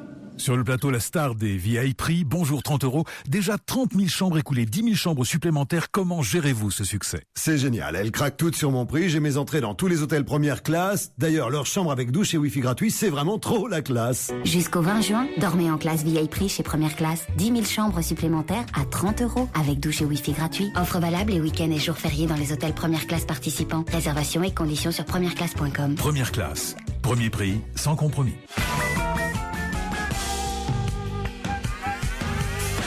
C'est Laurent Ruquier, c'est On va gêner sur Europe 1. Qu'est-ce qu'on pourra trouver en France dès le mois de septembre qui n'a jamais existé dans le monde pour l'instant? Un objet. Alors c'est une forme d'objet, plus qu'un objet, c'est utilitaire aussi. Ah, d'accord. C'est pratique? Ce sera pratique. On s'en passait en tout cas jusqu'à maintenant. C'est un robot. Allez-y. Non, un aspirateur automatique, mais non, c'est pas ça. C'est une voiture? Non, c'est pas une voiture. C'est effectivement un robot? Non. Est-ce que nous, un robot. Ça va être sur la voie publique? Non. Est-ce qu'on va en acheter, nous? Ah bah je sais pas si vous en achèterez, mais... Un robot de compagnie? Non. Toi, est-ce que toi tu vas en acheter? Moi, non, parce que alors moi non. Est-ce que c'est un robot qui prend ta place? Peut-être Michel, peut-être Stevie. Alors c'est pour les enfants? Non. Un robot de compagnie. Parce que tu es un éternel enfant, Stevie. Peut-être Michel, peut-être Stevie. Donc c'est plus un truc... Pas Pierre, je ne vois pas. C'est plus un truc pour les filles, quoi, en gros. Non. C'est ça que tu essayes de dire. Non, moi c'est pas de mon goût. Une gaine? Moi non plus, c'est pas de mon goût normalement. C'est une nouvelle invention et ceux qui lancent ça, on les connaît très bien parce que on parle d'eux régulièrement dans cette émission parce qu'il faut dire qu'ils font de l'actualité depuis plus d'un mois maintenant. C'est une invention qu'on pourra trouver dès le mois de septembre. Est-ce que c'est un rapport avec le transport? Ça faisait une page dans Libération le week-end dernier. C'est quand même pas le miroir à 360. Non. C'est lié avec l'iPad, la télévision ? Non. C'est esthétique. Non. Est-ce que c'est en rapport, est-ce que ça a été présenté à un concours? Le marché représenterait quand même 4 milliards d'euros en Europe, 500 millions d'euros en France. C'est sexuel? Non. C'est le truc pour traduire en braille? Non. Est-ce que c'est à la maison? Oui, ce sera à la maison. Ça se prend par le nez? Alors, il faut savoir qu'il y a une forme de ça qui existe déjà chez 2,3 millions de foyers français, mais là, c'est encore nouveau. Même les 2,3 millions de Français qui ont déjà acheté quelque chose devront en plus, s'ils le veulent, oui. Je pense qu'on est sur du café.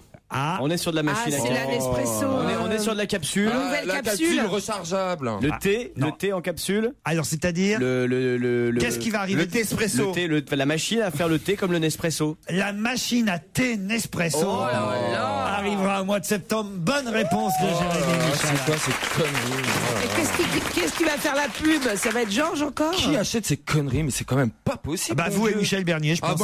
Certainement pas, oui, certainement. Pourquoi? Écoute, tu es le seul à pas avoir de machine à café chez toi, c'est pas... Oui, un Bodum, c'est très bien, c'est écologique, voilà. Une Nespresso à thé. C'est bien, voilà, le même concept que pour le café, sauf que là, effectivement, on achètera des petites capsules de thé. Jamais on avait utilisé une machine pour faire du thé.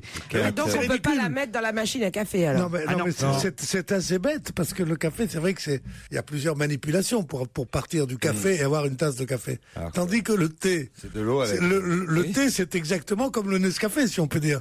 Le thé, c'est on met le produit et on jette de l'eau dessus. C'est ce que dit le directeur de chez Mariage Frères, interrogé par Libération. C'est une marque de thé bien célèbre. Il dit on n'a jamais vendu une machine à thé parce que ça n'a aucun intérêt. C'est tellement simple de mettre de l'eau sur un sachet de thé. Voilà, c'est ce que je dis.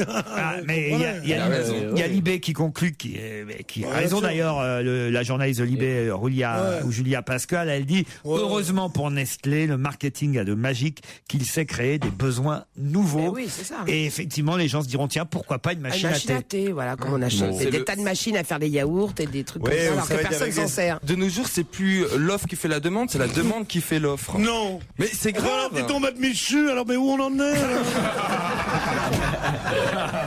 C'est pas qu'on a des besoins. C'est la chose qui crée des objets. Les objets nous manipulent. Non, mais peut-être ça va être pour avoir des saveurs de thé différentes. Ah bah oui. Mais, ou alors, est-ce que c'est intégré dans la machine? Ça peut être intéressant si jamais c'est intégré dans la machine. Mais bien sûr. Une fois que tu as foutu le thé et tout ça, tu appuies sur un bouton. Alors le thé sera dans une capsule, parfois c'est ça. Mais tu dois avoir des capsules différentes. La tasse de spécialité coûtera 35 centimes d'euros contre 10 centimes pour une tasse de thé en sachet acheté en grande surface. Évidemment, même principe que le café, ce sera plus cher la tasse de thé. Il y a plus de choses à faire. Mais vous aurez votre machine à thé. Qui va faire la pub pour le thé? La reine d'Angleterre. La reine d'Angleterre ne fait pas la publicité pour le thé. De même que le pape ne fait pas la publicité pour les boulangeries Paul. Il ne dit pas donnez-nous aujourd'hui notre pain de chaque jour. Boulangerie Paul. Stevie, certainement pas, non. Ah si, Stevie serait bien pour la machine à thé. Oui. Ah non, je suis anti tout ça, moi. Mais t'imagines? Je suis anti tout ça. Eh ben, oui, ça serait très bien. Je suis anti tout ça. Moi, écoutez, je voudrais juste. Si vous pouviez être anti tout ça m'aiderait. Tout ça. Non, je peux pas. Non, ça serait bien. Il arriverait d'une bonne habitude. Je suis anti tout ça. Mais cette machine à thé. D'habitude, je suis anti tout ça. Mais cette machine. Avant d'utiliser du papier, maintenant pour faire du thé, on va utiliser du plastique. C'est pas très bon pour la planète. Mais tu torches le cul avec de l'herbe ou c'est quoi? pas très bon. Mais non, parce qu'il faut faire attention à ce qu'on fait. Avec Je vous des ai feuilles dit, de thé. je peux être le seul à vouloir changer le monde, je changerai le monde à moi tout seul. C'est tout. Oh merde, ça m'emmerde toutes ces conneries là. Je supporte pas ça, c'est des conneries. En plus, on en fait de la promo. Il dit ça avec son sac Vuitton à 3 000 € derrière. Un peu de c'est un cadeau. Un cadeau. Tu prends des bains confectionnés par un enfant chinois. Tu prends jamais de bain? Jamais, j'ai pas de bain chez moi. Tu prends une douche rapide. On peut être gigolo et écolo. Non, monsieur, attention à ce que je consomme. Le consommateur est responsable. Voilà. Alors donc pas de machine à thé chez Stevie. Le thé en capsule. Et les préservatifs que tu utilises aussi, je vais dire. Oh bah ça sent rarement le pneu brûlé au-dessus du Mans, écoute. Hein. Parce qu'il est fait chauffer. Au bout d'un moment, ça. Pour la fois que vous êtes battu, Fabrice. Oui, il y a des machines à préservatifs, il y en a pas. Il a dévasté des forêts d'éveil entières. Pierre, on est dépassé, il faut le dire. On n'est pas dépassé, on est largué. Si Martine Aubry voulait bien, je crois qu'on prendrait notre retraite, Pierre. Ah, oui. Franchement. Moi, j'attends d'avoir 55 ans. Ça vous fait rire, mon de La semaine dernière, parmi les invités mystères, nous recevions Martin Solveig et nous avions promis de réécouter sa dernière chanson, si ce n'est chanson en tout cas, son dernier succès, parce qu'on avait beaucoup aimé ça. Faux, une enquête, un défi. C'est le challenge Vermus. Paul, alors, est-ce que c'est vrai que lundi soir à l'hôtel Meurice, on a pu apercevoir Johnny Hallyday en train de dîner avec Jean-Pierre Elkabbach, notre ami Jean-Pierre, et Arnaud Lagardère, notre plus grand ami encore, patron d'Europe 1 et autres groupes Hachette Lagardère? Alors, je peux tout vous dire. Je pourrais pas vous donner mes sources, mais j'ai tout dans le détail. Allez-y. Ce dîner était prévu de longue date. En fait, il avait été prévu il y a 3 mois. Alors, c'est vrai que la date a changé à 2 ou 3 reprises. Bon, ce dîner, à l'origine, devait avoir lieu dans la propriété de Marne-la-Coquette, la propriété de Johnny. Mais comme il était arrivé dimanche, il n'a pas eu le temps de faire nettoyer la maison. Bref, la maison n'était pas en état. Donc, ils ont décidé de se retrouver dans le restaurant de l'hôtel Meurice, dont le chef est Yannick Aleno. Alors, autour de la table, je peux vous dire qu'il y avait... un menu gratuit. Mais non, Laurent, qu'est-ce que vous pouvez... des desserts. Mais Laurent, qu'est-ce que vous pouvez imaginer, vraiment? Alors, il y avait autour de la table Laetitia, Jean-Pierre Elkabbach, il y avait l'avocate de Johnny, il y avait Ramsi Kiroun, c'est le monsieur Com, l'un des piliers du groupe Lagardère, vous savez, très proche de DSK. Alors, au menu, un saumon de la Dour, un dîner très peu arrosé. Oui. Alors, a priori, Johnny... Il aurait pu manquer qu'il se saoule la gueule, alors. Et puis, Jean-Pierre Elkabbach, il ne boit rien et il ne mange quasiment rien, en plus, alors. Bon, alors, c'était plutôt spartiate. Alors, c'est vrai que Johnny était en forme. Pendant le dîner, il s'est amusé à réciter, comment réciterait des poésies, les textes de ses chansons, enfin 2 ou 3 de ses chansons, ce qui a fait d'ailleurs, ce qui a étonné le voisinage dans la salle à manger, du style « Qu'est-ce qu'elle a ma gueule ?» mais au lieu de la chanter, il la disait comme un poème de Baudelaire. C'était plutôt chaleureux. Je peux vous dire qu'ils sont quittés à minuit 20. Je peux vous dire que c'est Arnaud Lagardère qui a payé l'addition. Et je peux vous dire que si tout se passe comme prévu, il reprend la scène mi-2011. Mais c'était pourquoi ce dîner alors? Aucune stratégie, absolument rien. C'était totalement amical. Et il avait plutôt très envie d'être dans une pseudo-intimité. Ça veut dire que Johnny est ami avec Jean-Pierre Elkabbach et Arnaud Lagardère, alors? Bah, bien sûr, il les connaît, bien sûr. Mais ça, il les connaît, moi aussi je les connais. C'est pas ça ma question, Paul. Ils sont potes. Ils sont potes. C'est-à-dire que, au point que, à peine rentré quand même, c'est curieux, au point que, à peine rentré de Los Angeles. C'est les premiers avec qui il dîne. Alors qu'il doit faire des expertises, des je ne sais quoi. Il dîne avec le patron d'Europe 1 et avec Jean-Pierre Elkabbach. Non, ils ont parlé de son retour sur scène, mais je vais pas vous dire que c'est le groupe Lagardère qui va s'occuper de la carrière de Johnny l'année prochaine s'il reprend du service. Non, mais ce qu'on veut... On va être obligé de diffuser du Johnny. Si Johnny Hallyday était un homme politique et que son premier acte en rentrant de l'étranger est de déjeuner et de dîner avec un patron de groupe industriel aussi important et un haut dignitaire d'Europe 1, on dirait c'est parce qu'il a besoin de la presse. Et oui. Bon, alors est-ce que Johnny a besoin de la presse? Mais par exemple, il ne peut pas faire de scène, mais rien ne l'empêche dans 4 ou 6 mois d'enregistrer un disque. Non, mais donc c'est un peu pour ça. Non, mais j'essaie de t'expliquer, Michalak. Tu m'entends ou pas? C'est Vermus, lui. Ah oui, c'est pour ça, parce qu'il veut pas comprendre. Non. S'il enregistre un disque, il peut y avoir... Au lieu de dire des conneries, écoutez-moi un instant, c'est moi qui ai enquêté. Ça va, là, Dis donc, oh là là. S'il enregistre un disque, il peut très bien y avoir une exclusivité Europe 1 ou avoir le cible Europe 1 si il reprend ces gars-là dans des salles plus modestes. Mais d'habitude, c'était RTL, la station d'en face. Alors, rien n'est acquis, Laurent, rien n'est acquis. Vous savez bien. C'est ça l'information. Alors, il faut vraiment vous tirer les verres du nez. C'est vrai que c'est pas très clair quand même. Le Conseil constitutionnel maintenant, alors avec la présence commune de Giscard, enfin commune et pas commune d'ailleurs en même temps, de Giscard et Chirac, puisque l'un et l'autre étaient de chaque côté du président du Conseil, Jean-Louis Debré. C'était public hier, donc on a pu les voir. On a même des photos de Giscard et Chirac enfin réunis au Conseil constitutionnel. Comment ça s'est passé, Paul? Alors, qu'est-ce qu'ils ont mangé, Paul? Non seulement c'était public, mais l'audience était filmée et mise en ligne sur le site internet du Conseil constitutionnel. Donc c'est très intéressant de faire de la psychologie en observant des images. On se rend compte déjà très vite, et c'est pas nouveau, que les deux anciens présidents peuvent pas supporter, peuvent pas se voir. Alors à la droite de Jean-Louis Debré, le président du Conseil constitutionnel, Giscard, toujours impénétrable, et à sa gauche Chirac, plutôt joyeux, main dans les poches, souriant, décontracté, s'esclaffant.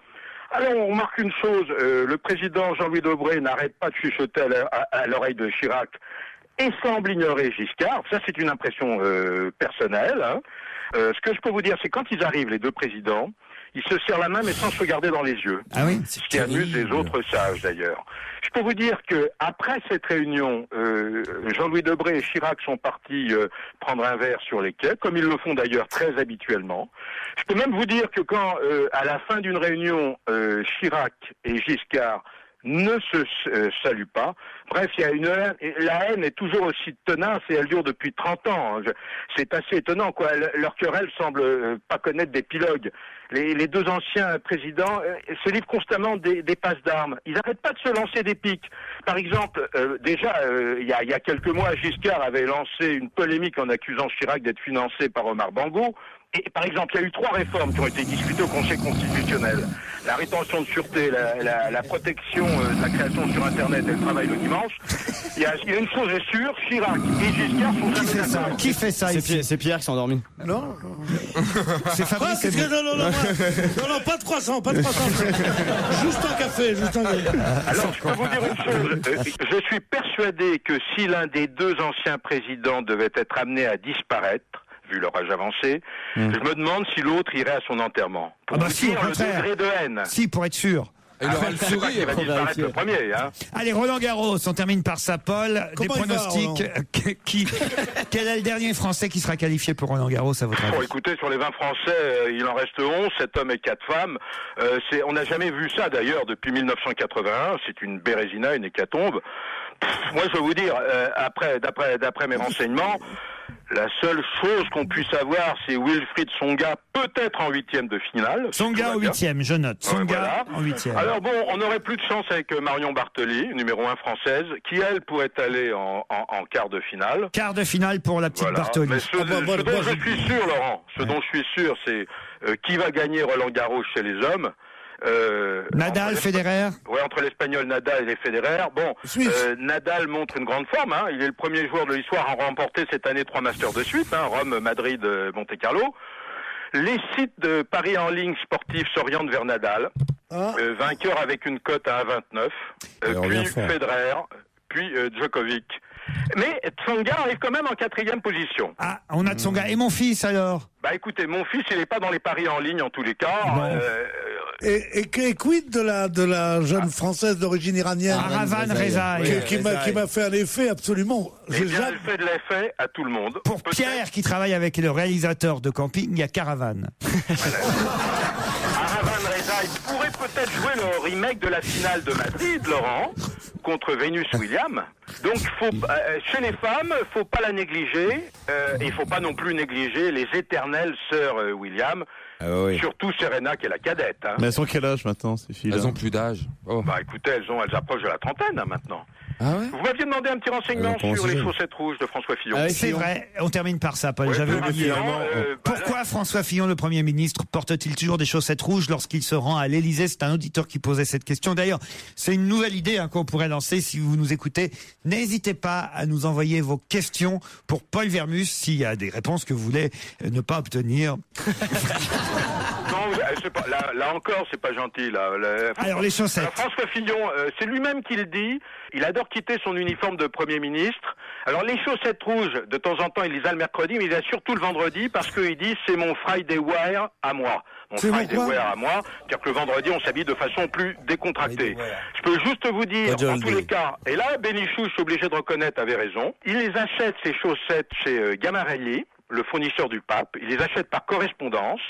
Et je peux vous dire que le Premier ministre chose du 42. Ah, c'est intéressant. Ben non. Qu'est-ce qu'il a mangé aujourd'hui? En fil d'Écosse, ces chaussettes coûtent 22,29 € frais de port. Et en mérinos, 39,80 €. Eh ben, écoutez, vous voulez que je vous dise, vous êtes meilleur en bonnetterie, en chaussettes rouges qu'en chaussettes noires, même si c'était Jimmy Mitchell et pas Johnny Hallyday. On vous dit à demain, non pas demain, parce que 2 fois par semaine c'est déjà bien, mais à très vite, Paul.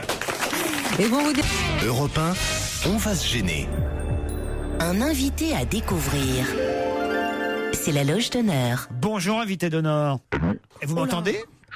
Voilà, la voix est déformée. Très déformée parce que c'est une demoiselle. Je sens. J'espère que c'est déformé. Je sens qu'on a dit à notre invité d'honneur qu'il ne fallait répondre que par oui ou par non. Voilà pourquoi même bonjour, notre invité n'osait pas le dire. C'est ça?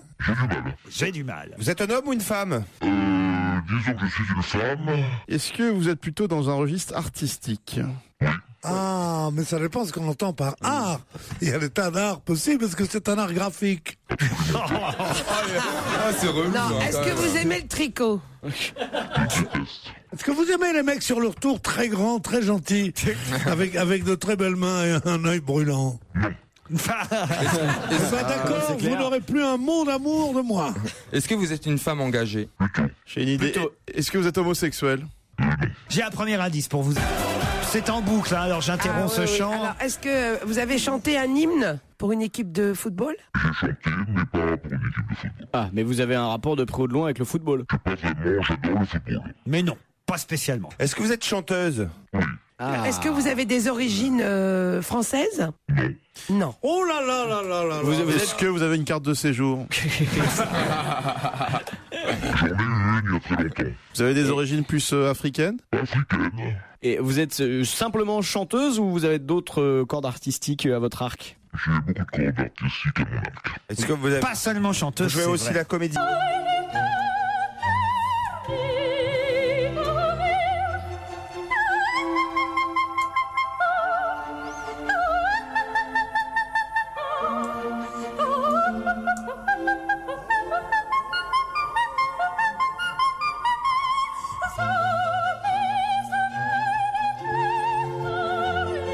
J'ai l'impression que ça met sur la piste Fabrice Eboué. Ah oui. Oui, tout à fait. Allez-y, Fabrice. Est-ce que si je vous dis Roberto Alagna, ça vous dit quelque chose? J'aime bien ce qu'il fait. Vous êtes chanteuse lyrique? Vous venez de m'entendre. Oui. On vient de vous entendre. C'est vous qui chantiez là? Non, notre invité plaisante là. Ah, d'accord. Est-ce qu'on vous a déjà vu dans une émission de télé-réalité? Oui. Vous êtes blonde? Non. Quand vous dites que vous venez des pays de l'Est, est-ce que c'est précisément la Roumanie? Non. Attention, je vous laisse réfléchir encore. Il y a quelqu'un qui a fait un pas, en tout cas vers notre invité dans cette émission, c'est Jérémy Michalak. Je lui demanderai pourquoi tout à l'heure, mais d'abord, publicité. 16h, 18h30 sur Europe 1, avec Laurent Ruquier. On va se gêner. Et le mystère demeure dont on va se gêner. L'invité d'honneur n'a pas encore été trouvé. Laurent Ruquier revient sur quelques éléments qui peuvent vous aider, vos auditeurs, et qui peuvent aussi aider ses amis chroniqueurs. Europe 1, on va se gêner. Un invité à découvrir. C'est la loge d'honneur. Je fais un petit résumé sur la situation. On sait que notre invité a plusieurs cordes à son arc. Qu'elle est donc chanteuse, comédienne, elle a fait d'autres choses encore. Pour l'instant, les indices ne vous ont pas vraiment mis sur la voie. On a entendu la flûte enchantée de Mozart. On a entendu aussi un hymne, effectivement, d'un club de foot. Je peux vous aider. C'était Olé Olé Olé Anderlecht, le club de foot en question. La suite, c'est vous qui allez peut-être en savoir plus. Est-ce que parmi les cordes que vous avez à votre arc, il y en a une qui est l'enseignement ou le professorat? Non. Quand vous dites comédienne, vous êtes au théâtre ou au cinéma? Cinéma. Vous payez l'impôt sur la fortune? Vous avez un compte en Suisse? Est-ce que vous êtes auteur-compositeur? Non. Vous avez déjà fait des comédies musicales? Non. Votre plus grand regret dans la vie, c'est de l'avoir épousé? Votre carrière? Je suis difficilement mariable, mais je l'ai été. J'ai un autre indice, vous en voulez un? Ah oui, ah oui, oui.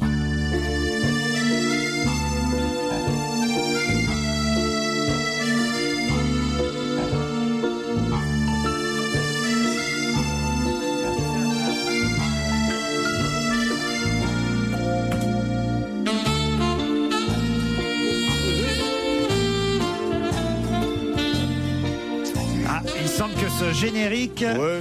Est-ce que vous avez tourné dans ce film? Alors ce film qui est Les Ripoux? Oui, effectivement, c'est Oui, j'ai tourné dans des ripoux. Est-ce que vous avez déjà rencontré Mick Jagger à New York? Oui. Oula, Jérémy Michalak a fait un pas et un bond en avant. Non. Vous aussi, Titoff? Oui, je crois. Vous avez joué dans le deuxième volet des Ripoux? Le premier. Vous étiez blonde dedans? Oui, d'accord. Non, vous avez plutôt les cheveux rouges dedans. Voilà. Et vous êtes. Vous jouiez la compagne de Noiret. De Noiret. On peut dire que vous avez. La nuit? On peut dire que vous êtes quelqu'un qui a du caractère. Est-ce que vous aimez les petits papiers? Oh. Est-ce que tu aimes ton petit Pierrot? Bon bah alors là ça y est, Stevie aussi vous avez trouvé? Oui. Même si même Stevie a trouvé, là alors allons-y à 1, 2, 3, 4. Régine qui va nous rejoindre dans le studio. 18h15 sur Europe 1, on retourne du côté de la loge d'honneur où on retrouve Laurent Ruquier et son invité qui a enfin été trouvé. Il s'agit d'une grande dame de la chanson française, Régine. C'est Régine qui nous a rejoint, effectivement. Régine qui vient nous voir à l'occasion de la sortie chez Flammarion d'un livre autobiographique. À toi, Lionel, mon fils. D'ailleurs, Régine Zilberberg. C'est tellement dur à dire pour moi. Régine Zilberberg, voilà. Voilà, c'est parce que c'était dur à dire que j'ai dit appelez-moi Régine, ça suffira. Mais vous avez repris votre nom pour la publication de ce livre. J'ai repris mon nom de jeune fille car ce livre n'est pas la Régine des boîtes de nuit ni de la chanson. C'est quoi que j'en parle bien sûr pour expliquer des choses à mon fils. C'est un livre sur les non-dits qui causent des douleurs qu'on ne répare pas. Vous avez décidé en fait de vous raconter, mais en vous racontant, on va dire, à l'attention de votre fils Lionel, qu'on voit d'ailleurs sur la couverture du livre avec vous, qui n'est plus là. Et pourquoi alors justement? Parce que vous avez le sentiment que vous ne lui avez pas suffisamment dit de choses de son vivant? Je crois qu'on ne dit jamais assez de choses, d'abord, et que c'est vrai, quand on vit comme moi, en femme pressée, avec un enfant à 16 ans et demi, il m'écrivait des choses... très fortes déjà. Il a des choses très fortes où j'aurais dû faire attention, mais j'étais pas assez attentionné. Les signaux, les fins de lettres, c'est quand tu es avec moi, surtout ne parle pas aux autres, je suis jaloux. Et je me suis dit, oh, qu'est-ce qu'il est mignon, mon fils, quand même, qu'est-ce qu'il est mignon. J'ai pensé que c'était des signaux importants de posséder. Mais c'est vous qui prononcez cette phrase en disant, toi et moi, nous le savons, les non-dits sont ces douleurs-là qui ne guérissent jamais. On va reparler du contenu de votre livre, Régine, dans un instant, mais j'aimerais qu'on refasse le parcours ensemble de quelques indices que j'ai pu donner à mes camarades. Alors.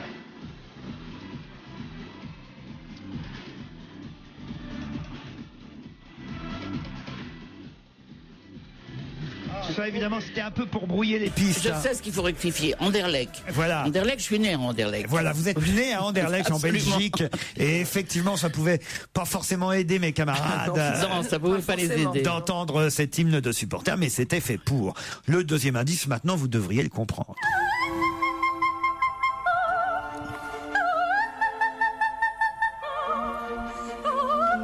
Pierre. Régine. Chanteuse. Quoi? Ah non, c'est Régine Crespin. Mais non. C'est la pub d'un parfum? Non. Il s'appelle comment cette air? C'est la Reine de la Nuit, cette air. Et bien sûr, c'est l'air de la Reine de la Nuit. Absolument. De Mozart, Pierre. La Reine de la Nuit. Et oui, ça s'appelle la Reine de la Nuit. T'as déjà fait des trucs pour toi. Oui, Mozart était déjà entièrement dévoué à moi. La Reine de la Nuit. Et oui, la Reine de la Nuit. Là, si vous aviez eu un tout petit peu de culture, ça, je dois dire que je suis inculte totalement. Ça vous mettait tout de suite sur la piste de Régine. Moi, j'ai dit c'est moi. L'autre indice. Ah oui. C'est ce qui les a mis définitivement sur la voie. Les ripoux. C'est vrai, c'est le meilleur des ripoux. Le meilleur des ripoux, c'est le 1. Voilà, celui où vous êtes, Régine. On peut dire ça. Pourquoi la télé-réalité? Vous y avez pensé comment et pourquoi vous Ah non, la télé-réalité, c'était la question totalement au hasard. Je me souviens même plus de quelle télé-réalité. Dans laquelle la ferme. Vous êtes le seul. C'était la ferme. Il y en a eu tellement depuis. Ah oui, je me souviens plus dans laquelle c'était. La ferme célébrité. J'avais préparé d'autres indices. Celui-ci, évidemment. Twist, ouais. Donne-moi la main là. Et tu t'y prends bien. Continue comme ça. Un tour autour de moi. Balance encore. Viens danser le twist. C'est chez vous qu'on est allé danser le twist pour la première fois, Régine. Absolument, j'ai appris le twist en allant voir la troupe de West Side Story qui, avant de rentrer en scène, faisait tous ce mouvement. Je veux dire qu'il y a une histoire qu'elle connaît sûrement, mais qui moi m'a toujours fasciné, c'est que le twist, ça a commencé en Amérique. ça a baissé un peu, c'est venu en France, elle a recréé le twist dans sa petite boîte de nuit, et c'est reparti en Amérique, et c'est devenu dans le monde entier. C'était au New Jimmy's, hein. C'était chez Régine, rue du Four. Il fallait descendre cet escalier terrible, et quand il fallait vider quelqu'un, c'était une autre affaire. Mais en vérité, moi j'ai invité toute la troupe, évidemment. J'étais devenu très ami avec Michael Bennett, qui a fait après Chorus Line, Dream Girl, qui était un personnage formidable. Et je lui dis, mais c'est quoi ton truc? Il me dit, oh, tu sais, c'est les voyous qui dansaient ça n'a pas marché. Je lui dis, est-ce qu'il y a un disque? Il m'a dit, oui, je suis bichiquaire. Et alors quoi? Twist Again. Ce qui a donné aux humoristes, comme je suis bien ronde, un peu moins maintenant, la Twist Again. Et oui. C'est aussi un autre surnom. Et c'est Johnny qu'on entendait chanter, viens danser le twist. Absolument. Vous avez des nouvelles de Johnny Hallyday, vous, Régine? Il va bien. Il va bien. Bon. Il va bien, ça nous rend heureux. J'avais un autre indice, celui. Sur une piste, ça. C'est Mireille Mathieu qui chante, effectivement, mais elle chante la bande originale du film Le Train, dans lequel vous avez joué aussi, Régine. Oui, où j'ai joué mon éternel rôle de fille de joie. Que je fais merveilleusement bien. Ah oui? Parce que c'est court, j'ai pas besoin des vêtements des autres, j'ai tout ce qu'il faut dans ma robe. Ça coûte pas cher à la production. C'était pas long, donc pour mon autre métier, ça me dérangeait pas beaucoup. Mais je crois que ce qui les dérangeait tous, c'est que j'arrivais effectivement avec mon chauffeur et ma voiture. Donc les réalisateurs, enfin les producteurs et les réalisateurs, se faisaient engueuler par tous en disant pourquoi Régine elle a une voiture. Alors ils disaient parce que c'est la sienne. C'est-à-dire que les autres comédiens étaient jaloux des privilèges qu'on aurait pu vous accorder, qui n'étaient pas des privilèges puisque c'était parce que j'étais Régine, boîte de nuit. Mais en fait vous arriviez avec votre voiture à vous. Ah oui. Régine Zilberberg publie À toi Lionel, mon fils, c'est chez Flammarion. On en reparle dans un instant. On va se gêner sur Europe 1 avec Laurent Ruquier jusqu'à 18h30. Profitez bien des dernières minutes d'On va gêner sur Europe 1. On retrouve Laurent Ruquier, Studio Merlin, avec comme équipe aujourd'hui Pierre Bénichou, Fabrice Eboué, Jérémy Michalak, Michel Bernier, Titoff, Stevie et l'invité d'honneur qui est aujourd'hui Régine.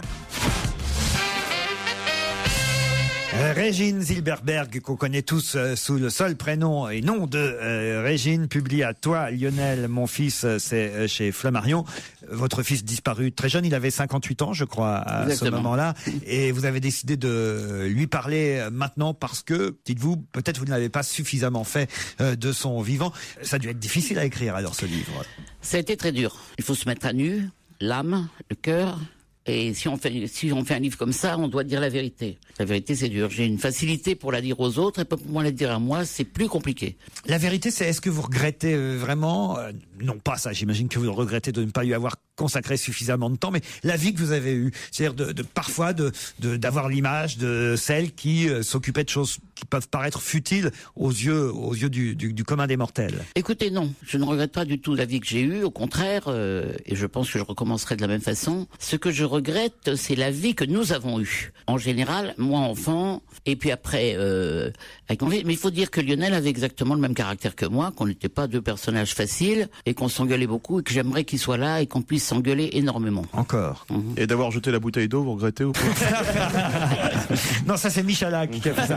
Pierre Bénichou, vous connaissez évidemment Régine depuis longtemps. Ouais, un petit peu, ouais. Vous l'avez fait vider de boîte déjà, non. Pierre? Ah, non. J'ai toujours été son chouchou. J'enchaînais pour qu'il reste là jusqu'au bout. Non, il en a pris l'habitude, maintenant il n'y a plus besoin de chaîne. J'ai connu Régine quand elle était encore vestiaire, je crois, ou disquaire, au Whisky à Gogo, puis on est allé partout dans toutes ces boîtes. Pour moi, c'est un des jalons de ma vie, Régine. J'étais en même temps la portière, la vestiaire, la sécurité. C'est là où on apprend tout d'ailleurs. Mais Pierre, vous le faisiez payer ou non? Il rentrait gratuitement? Ça dépend. On me faisait très jamais. Moi, je suis très généreuse. Je dis beaucoup. Je suis très généreuse, franchement. Ça n'avait pas d'importance. C'était pas. Le Whisky à Gogo, c'est là où j'ai inventé effectivement de mettre les disques manuellement. Donc premier disc-jockey, la discothèque. Si j'avais su ce que j'inventais, j'aurais tout déposé. Quand on dit que je suis une formidable femme d'affaires, c'est faux. Ah oui. Et d'ailleurs, qu'est-ce que vous pensez des nouvelles générations, des gens qui travaillent dans la nuit, qui tiennent la nuit, qui ont des boîtes de nuit? aujourd'hui. Ils travaillent comme on leur a pas appris, c'est-à-dire ils ont rien appris. Ils ont un listing de gens et puis bon, il y a l'internet et tout. On fait venir des gens, ils boivent pas, ils les font payer à l'entrée. C'était pas du tout c'est pas mon système. Mais moi, je les faisais payer d'un coup une carte de club très chère et avec ça, ils se tenaient très bien. Et la fête à Paris, ça existe encore ou pas? Parce que tout le monde dit la fête est morte, il n'y a plus d'activité nocturne. Ça existe d'une certaine façon avec les gens qui ont de l'humour, avec les gens qui ont du respect les uns pour les autres et qui respectent aussi l'entourage. Quant au reste, c'est le débordement c'est logique, c'est le débordement total d'une façon de faire la fête qui est de boire vite et beaucoup, ce qui est vraiment grave et que contrairement aux États-Unis, on ne peut pas rentrer dans un club avant 21 ans, autrement vous êtes fermé tout de suite. Ici, en France et dans beaucoup de pays, on rentre à n'importe quel âge, 14 ans, 15 ans, 16 ans. Personne ne demande la carte d'identité. C'est chiant de demander la carte d'identité. C'est ce que Ribéry a dit.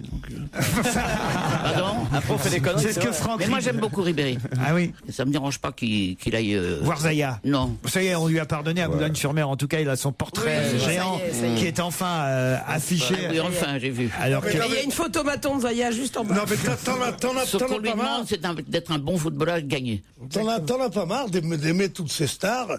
On n'a pas encore fini d'écrire ton histoire avec Cerdan, déjà c'est Ribéry. Moi, j'ai été avec Cerdan, c'est un bon copain. Plaisante, je confonds avec Piaf.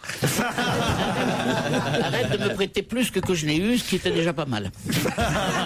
Elle en a donné une liste suffisamment nombreuse dans un précédent livre, Régine, pour que vous lui en rajoutiez quand même. Pour dire Cerdan, c'est pour rire. T'es trop jeune pour Cerdan. Non, mais je l'ai connu, je l'aimais beaucoup. Et puis l'homme de sa vie, en tout cas, dans ce livre, c'est son fils à qui elle écrit: à toi, Lionel, mon fils. C'est signé Régine Zilberberg. Un livre touchant, émouvant, puisque personnel. C'est publié chez Flammarion. Merci Régine. Merci.